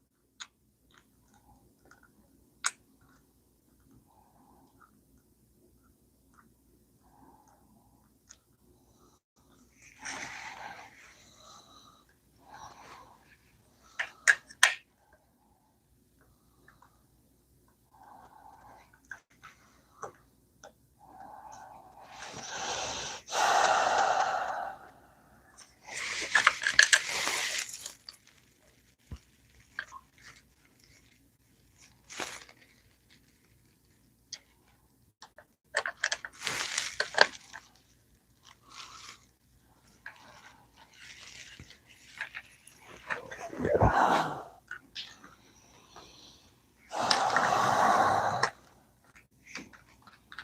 A little bit frustrating.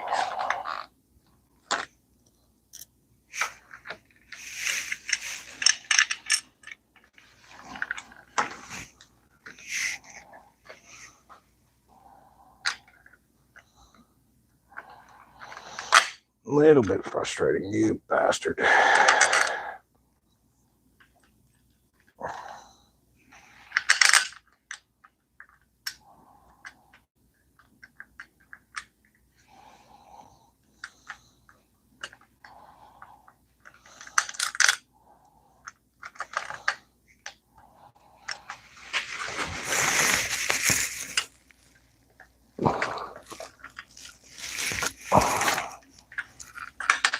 There we go. That's where you need it to be on. There we go. That's better. That's better.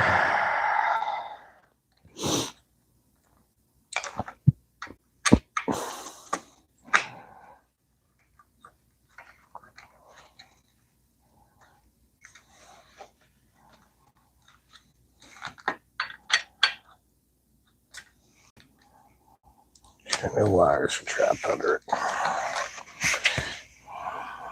Let's get it pinched. Okay.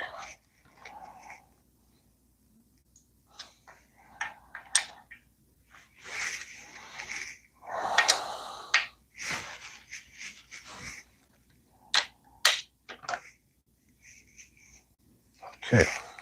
Food and tight. Now, get you where you need to be.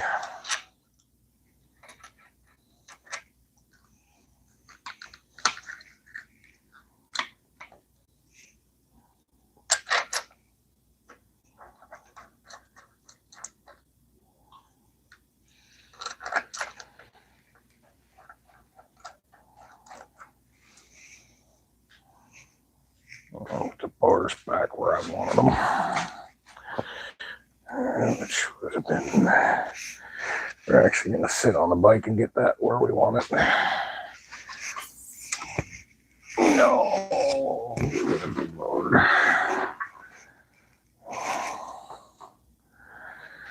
Where I want my hands to be. All right. Maybe about close to here.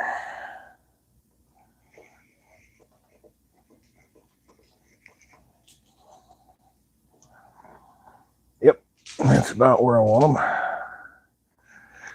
Up a little like that. Right about there. What's my lever reach going to be like?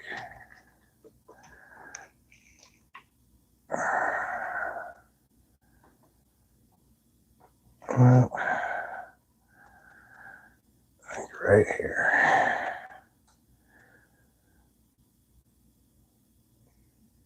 Is that where we want these? I feel like this is where we want these.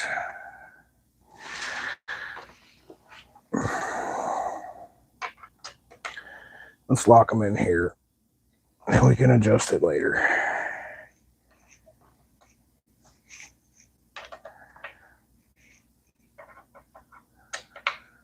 You can always adjust it later.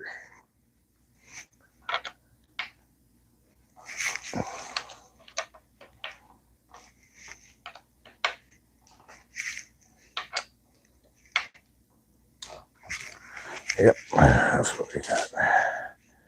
Yeah, to me, like your hands naturally are this way, not this way. This is natural. This is what I like about them. It kind of kicks my wrist a little angle down, but I have more room to wiggle this way than I do this way. This hurts, as you know, surgically reconstructed wrist. With buckhorn bars, I dig it. That's what's up. I like it. That'll work. That's where we're leaving it. Reach the bars pretty good, the levers rather. I kind of like to see this down a little more, but you're already at a funky angle when it comes to the master cylinder, eh? But when you fill it, you're going to have the bike leaned up like that, so you'll have it about flat. That is full, and the fluid has been cleaned and flushed, so it's plenty good to go. Yeah, I like this. I don't like my feet here. I want my feet here. And I have forward controls. That is a job for another day. We are not doing that job today. We're going to put the headlight back together. And we're going to put that other grip on. the headlights done, because that's an easy job. I'm going to show you guys an old school way of doing that I used to use back in my dirt bike riding days. Back in them days, I don't even know if they still make these. The company's name was Ari, I think. O-U-R-Y, Ari grips. They were super soft and tacky. And you got a hell of a good grip. I wasn't like a motocross kid or nothing. I didn't race, but I rode pretty hard in the woods. And I really liked my Ari grips because they were soft. They didn't tear your hands up that much. You could stick to them good. Scott was another good one, but Scott grips were a little bit of a harder rubber compound. And I preferred them Aris. And man, you burned them up quick because they were such a soft rubber grip. So I changed a lot of grips when I was a kid. And found a trick that worked pretty good. I think I actually got it from Motocross Action or Dirt Bike Magazine, one of the two. I don't remember. You know, you younger kids, you know, before internet was what internet is, we learned all our shit from magazines, not from watching some idiot like me work on an old Harley. Them were the days.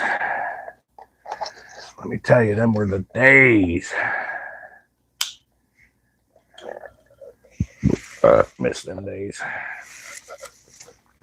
You know what else I miss? Since we're on the subject of that, Mr. John Mine, if you're still watching, remember Walneck's Classic Cycle Trader? Dude, that was the shiz. I had a subscription. I used to get it delivered every month. I loved Walneck's Classic Cycle Trader, and it's such a bugger that I think they still do it online. I don't even know if Whole Buzz Walneck is still around, but I gained so much knowledge from reading them. Like,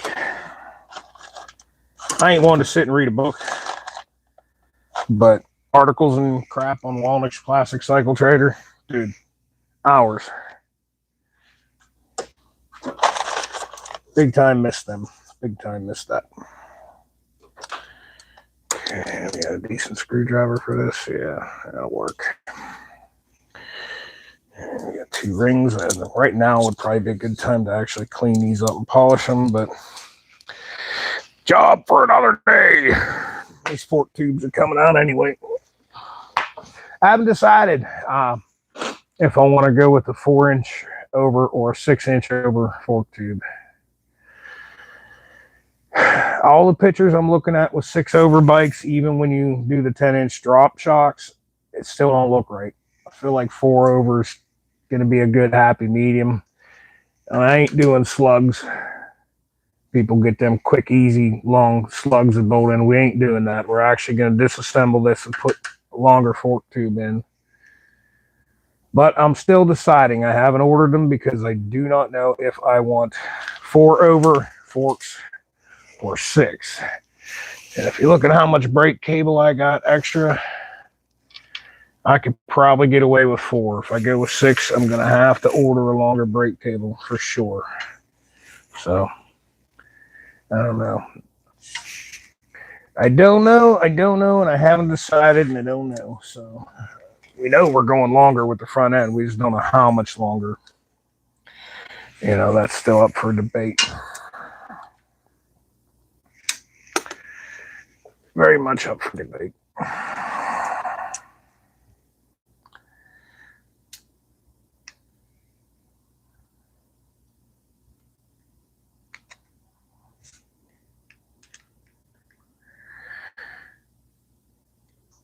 I also want to ride this bike. And if you extend the front end a little bit, like this is the hugger, the whole shebang is 2 inches short, shorter than a stock Sportster. So 4 inches over, only going to be 2 inches longer than a factory Sportster. So it might give me just what I'm looking for to go that way. I don't necessarily want a long raked out look at me bike, but I want the front end kicked out a little. I want this bike to stand out in the crowd a little bit without, being difficult to ride and sacrificing handling and everything. And I feel like a 4-over with, I haven't decided on shocks. There's them Burley Slammer 10.5-inch shocks, but man, everything I've read, I've never rode a bike with them. Progressive suspension, model number 412, are some of the best. I don't want to say budget price, because you can get eBay shocks for $70. Progressive 412s are going to run you $400. I can get them in 11-inch, and I got 13.5-inch shocks on this bike. Or excuse me, 12.5-inch on this bike. But those 11-inch progressives are still going to give me a nice ride. What I've been doing a lot is scoping the internet a lot, seeing what other folks have been doing to their bike. And, between YouTube videos and posts in the sportster groups on Facebook and all that happy crappy, I'm starting to get an idea of what I'm going to be going for, what it's going to look like, and all that. I think I'm still stuck on the 4-over front end. And like I said, we're doing it properly. We're actually going to change the fork tubes. We're not just going to buy some stupid, dangerous, in my opinion, I think they're a little dangerous, them slugs. Especially that much. 4 inches is a lot. I mean, maybe if you just did the 2-inch over slugs, maybe that might be a little safer and might work a little better. But they make 5-inch, like, figure.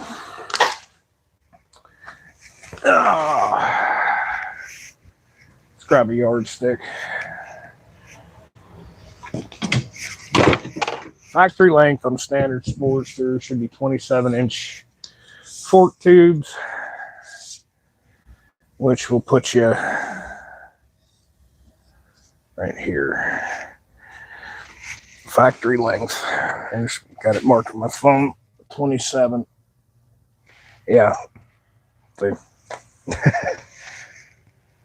This is the shorter of the two, because that tube doesn't go all the way down in there. This one has the 25-inch front end. All right, so if we're adding 4, we're adding this much. We're going to double the space between here and here. 6-inch. The fork tube won't be till here. Actually, excuse me.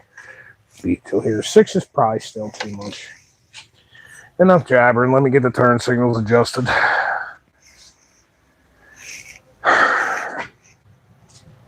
It looks like I'm definitely going to have to extend out the brake line to do the longer front end, and, well, I'm okay with that. I don't think we have 4 inches of slop here. I think we're going to have to extend that. So be it. So be it.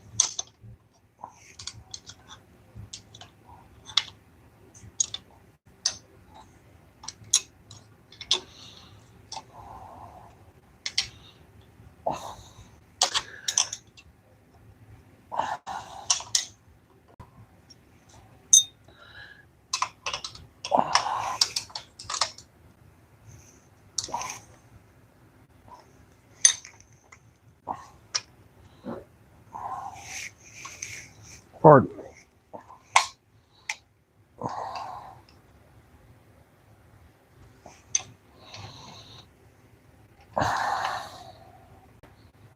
The brake line's right in the way of that.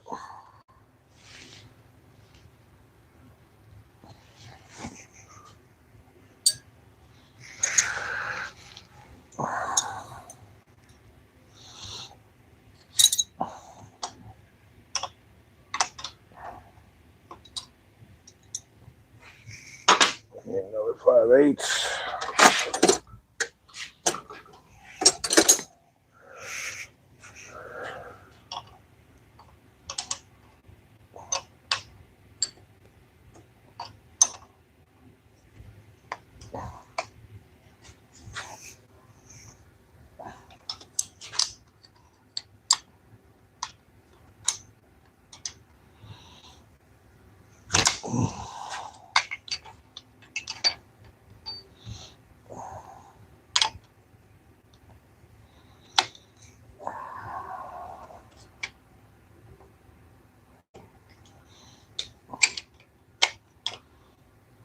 I need that lock not to turn, and it don't want to turn.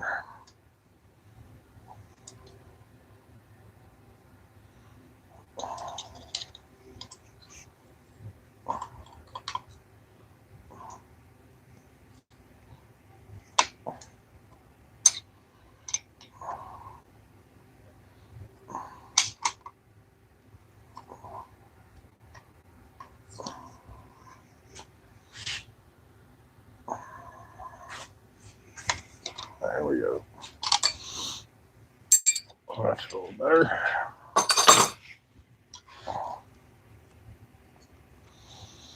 About like that, huh?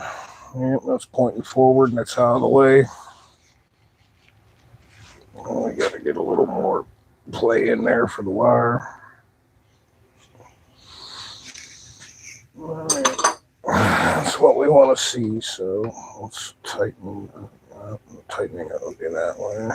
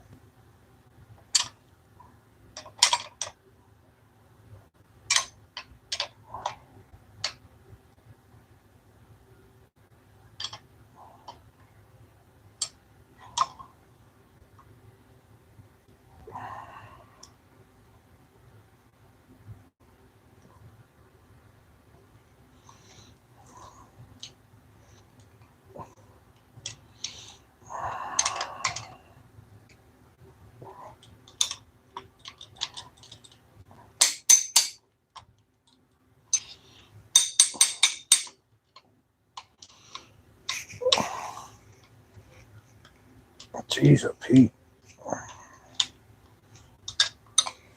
That's a tight fit.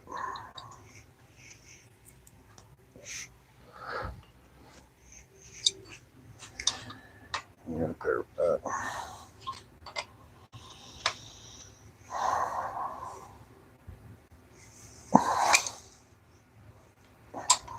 Get this loose.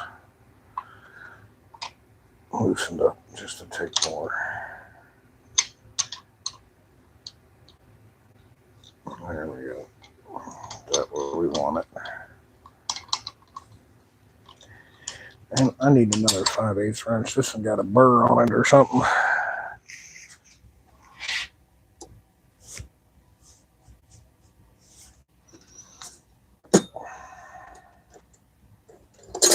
There we go. Use this little stub because it ain't gonna be super tight.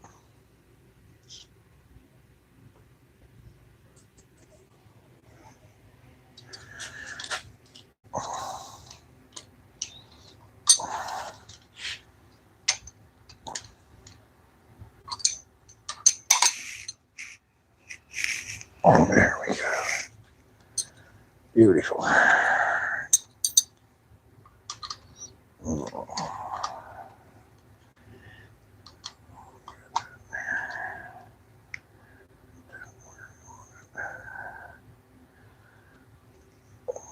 Like that, and then let's tighten that. Because like a dummy, we loosened it. Okay, that's set where we want it. And then let's go ahead and tighten that.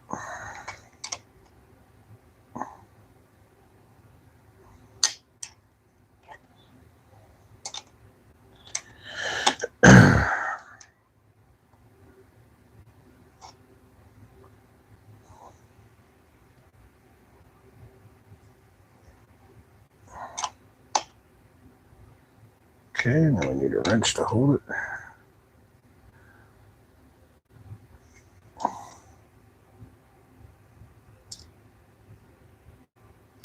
Okay, we got that where we want it. And we need a 1/2 inch to tighten that.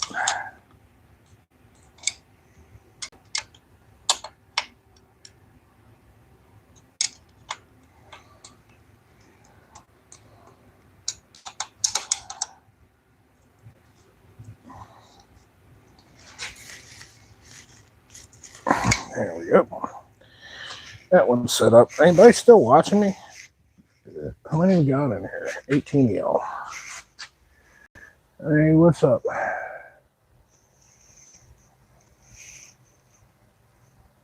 Put tax return towards the lift. Actually, I got a budget set aside for that. It all depends on what all's left over. Happy wife, happy life. You know what I'm saying? And well, wants a new upstairs bathroom. And I don't want to hit my emergency stash up or the retirement fund for an upstairs bathroom. So that is kind of the name of that game. I think we're gonna probably do a new upstairs bathroom, and then I think a new motorcycle lift is gonna happen a little further on in the spring, especially if the winter keeps doing what it's doing. And honestly, it's because of this crappy weather that I'm able to get the overtime I'm getting, which my bills are based off of like 70% of a 40-hour paycheck, and the rest goes in an emergency fund or, you know, buy stuff for the shop, and my overtime projects, stuff for the shop, emergency fund, everything. So I think before we buy a bike lift, we're going to do the upstairs bathroom, completely redo it, new shower, new fixtures, new everything, which, as y'all know, if you know me,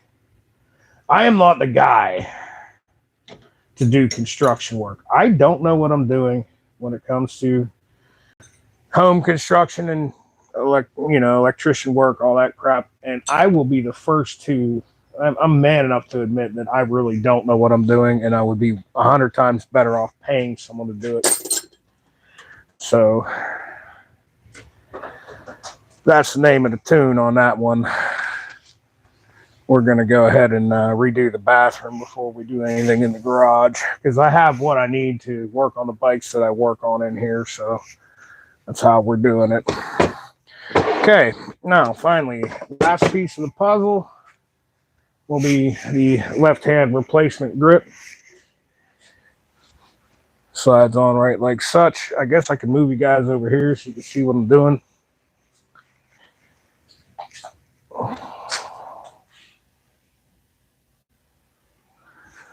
And I told you we're going to have kind of like an old school way of doing this.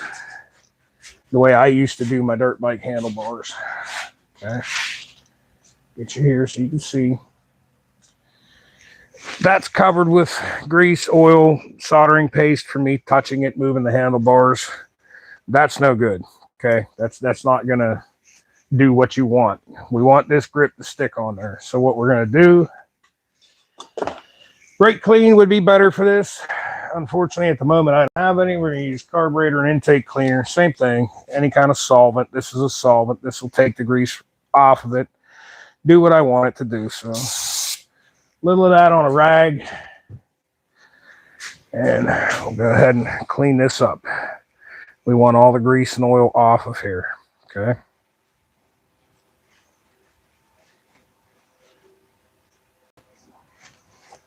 Clean it up. Let it dry. Now, this is a tight fit to begin with. You're going to fight it, right? She's going to fight. They make grip glue. Grip glue is a bugger. Hopefully this works. I haven't done this in 30 years probably. I don't know, since the late 90s. So close to 30 years, but this was a trick that I used to use back in the day. In general, it works. And we're going to take a rag. And just to keep from, you know what, let's do one more thing. Let's go ahead and cover the gas tank for this.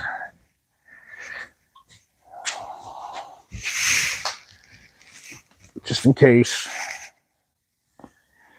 we get any drippage. Let's get a hit of coffee because you got to do this quick.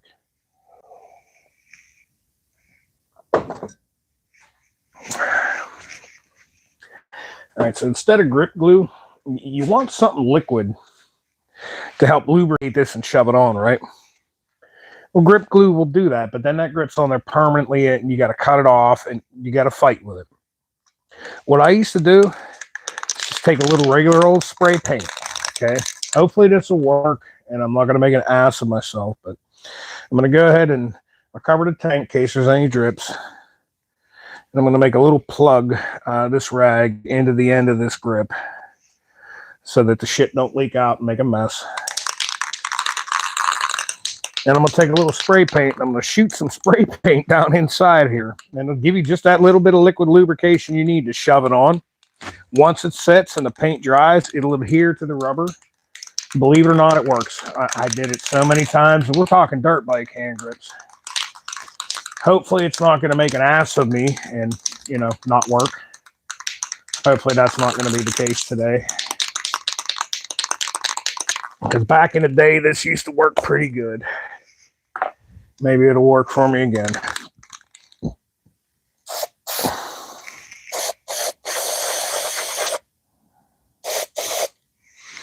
Something like that. Wipe the excess off. Once you get it started, you're running home all the way like that. And we're going to leave that plug in there to catch any extra paint. See how I was fighting that grip and it didn't want to go on? That little bit of lubrication from the paint, she slides right on, right where it needs to be. Now, we'll leave that rag in there just for a couple of minutes. We'll let this tack up. And once that paint tacks up and it's dry, it should hold that grip, especially for a street bike with handlebars like this. It should hold that grip as tight as you need it. You're not riding whoop-de-doos and up and down and hanging onto the bars for dear life. You're just cruising on a bike like this. So spray paint should do it. I learned that the hard way. And like I said, I got it from a magazine in the 90s on how to do this. The other way we would do it would be grip glue.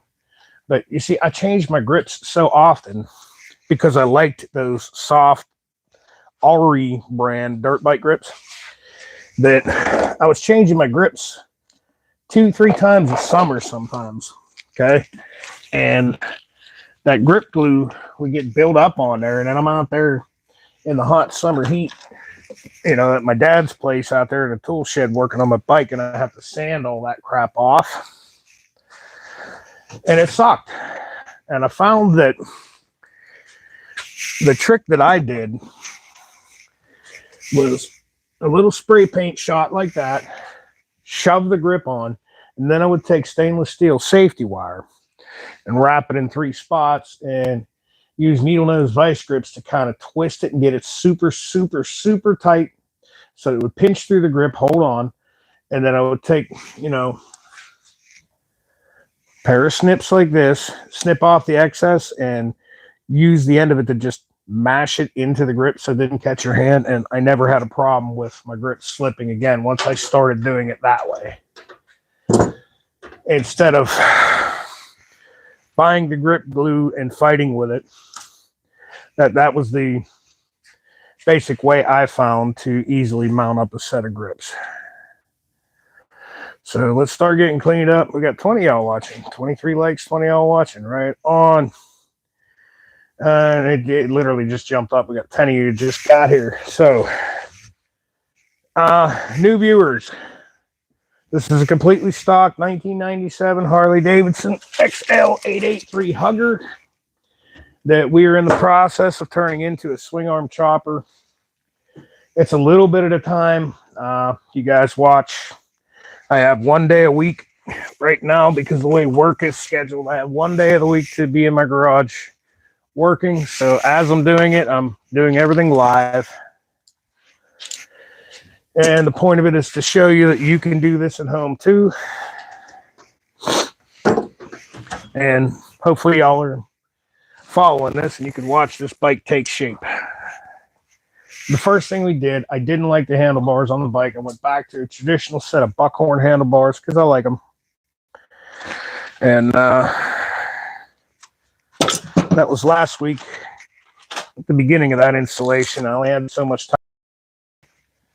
And we buttoned her all up today and finished off that installation with these traditional buckhorns. These are not for this bike. These are buckhorns from a Big Twin, V-Twin manufacturing aftermarket. And it required me to, I did not run the wires through the handlebars. I really wanted to. It just wasn't going to work out like that for us. Fought with it too much. I don't have the time to do it. So unfortunately, the wires had to be run here. The wires were run through the other handlebars. And as you can see, the other handlebars were set up much easier to do such. With a big giant hole. That's easy. These bars came with a wee little hole. I drilled it out a little bigger, but it was still entirely too much of a fight, and a fight that I was losing. So I kind of just more or less gave up on the idea. Run them on the outside of the bars. It doesn't look as cool, but it's going to do what it does. So our next step in the process, we're definitely not doing it today because time's running short, and I don't want to do what I did last week, leave my tools out and leave my shop a mess. I got to clean up here. But the next thing we're going to do, because we're still deciding on whether we want a 6-over or a 4-over front end on this bike. I haven't decided yet. But the next step we got is a set of aluminum billet CNC blacked out Ford controls. And that's going to suck, but that'll probably be the next thing you're going to see in this series. We're going to install these.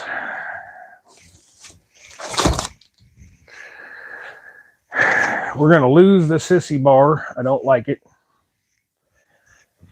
Let's get you further back and get a picture of what this bike's going to look like.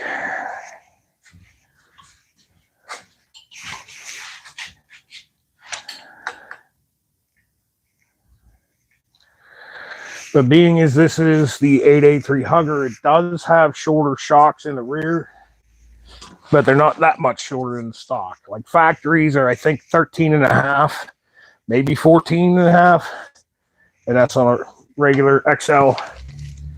These guys here from eye to eye are exactly 12-inch. So I don't know if I'm going to go with 10.5-inch slammer shocks. They have a shitty ride.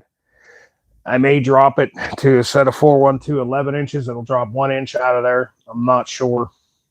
Either way, one of the two is happening. And I haven't decided if I want to go 4-over or 6-over on the front. But if you drop the ass, you know, I drop it 1.5 inches, that'll kick a little rake on the front, so a slightly longer front end. It's going to look good on here. And I think 4/0 is where we're going. That's going. We're going to 86 this gas tank. We're going to go with a Frisco mounted tank. In other words, it'll kick it up and back more. Just look cooler. It'll make the bike look raked and lined back more than it is. This factory fender, we could go old school and we could cut it. I'm going to be 100% honest with you. If I do it, it's going to look like shit. So I'm going to order a shorty fender for the front. I already have it in the cart at Lowbrow Cycles with the fork tubes. And the rear, like I said, we're going to lose the sissy bar, lose all this bracketry, lose the extra reflector. And most people would want to just cut that right off and change this. I'm not doing none of that. I'm actually going to use a Sport Bob rear fender. It'll come back to here and kind of kick up, kind of like a Dyna Wide Glide would have, or a like an OG Softail from back in the day. And it comes with a cat's eye tail light license plate holder. I don't really like the plate over here to the side. You do that, you got to change turn signals. We're going to run factory signals. This whole thing is budget-based shit you can do at home. But yeah, that's what's happening to that point. We'll do the front end, get the suspension, get her set up I want, get the tank and the fenders all flat black. We're not going crazy with paint unless my buddy Phil has time. If he has time, I got a really good painter. He'll do it for me for a good price, but he's busy. He has an auto body shop. So if he's got some free time to shoot it, we'll do it black, but if not, flat black. Once them parts come in, but yeah, we got to remove this and all this bracketry, all that stuff's happening. But I think that's where we're just about going to call it quits and start cleaning the shop up a little bit for the day. And yeah. All right, let's see if we have any paint leakage. If you've been watching this, I installed this grip using spray paint. It's grip glue. Is it tacked up? Yep, and you cannot move that if you wanted to. That's an old school trick, and it works every time. This has a whole big hole in the end of the grip. Most like dirt bike grips just got a little pinhole to let the air out. What you do is you get you something to plug the hole, and you just shoot a little spray paint in it, any color, don't matter. Shoot it in there, the grip will fly, slide right up on, and man, it's on there now. It ain't going nowhere. You don't have to use grip glue. Grip glue is great, but when your grips wear out, if you want this off, you're going to have to cut it off, I promise you. But if you want to replace this, you have to cut it off, but you're not going to have to sand off a bunch of monkey snot grip glue, whereas, you know, you just got a little spray paint under there. Now, that's where we're at with that. Start putting some stuff away here, making it look like a person actually cares about their shop. Last time I was live, we had a absolutely killer snowstorm that hammered us with 2 inches of snow, sometimes 3 per hour. And seriously, the amount of time I spent down here working, I about couldn't get the door open to leave. Like everything I shoveled was done, plastered over. It sucked bad. So didn't have time to really do everything I wanted to do last week. We made up for it this week and got her where we wanted it to be. I wanted the bike to be in this status when I was finished.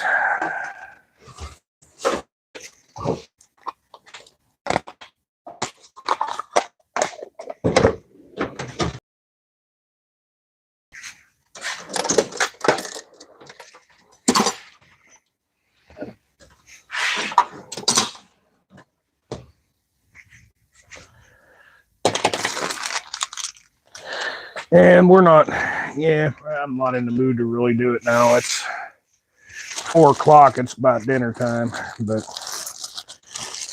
we might do a short video on these. These are, you old school guys know what these are for the drag pipes. These are lollipops. Just thumb screws. We're going to poke a hole in the drag pipes. We're going to install these. It's going to give you way better mid-range.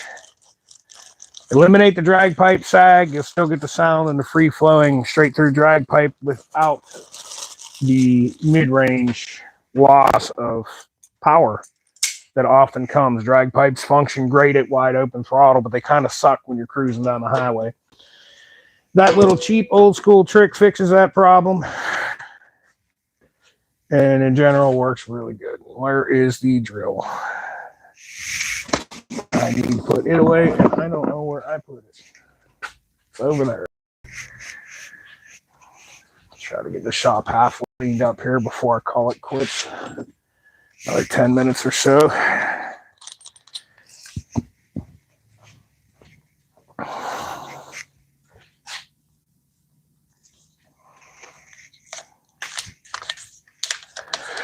But that's where we're at. That's what we're doing. This is a budget-based project. This is something you can do at home in your spare time. And like I said, I decided to do this winter to keep myself busy. My other two motorcycles, my other two Harleys don't really need anything done to them. Honestly, they're both going to need a battery. So, yeah, 2 batteries I got to buy. But I knew that was coming. Motorcycle batteries get you, you buy a good one, you might get 4 seasons out of it, maybe. But in general, I pretty much expect to buy a new motorcycle battery every 2 years. It just is what it is. It's how it's shooken out to be anymore. They make batteries so stinking cheap. It ain't funny. I guess you see everything we've done. The brake pads on this bike are a little sus. I have to get up in there and check them. What's up, Road King? Yeah, the blue's the color it came with, man. Let's see where we're at. My phone's gonna die here.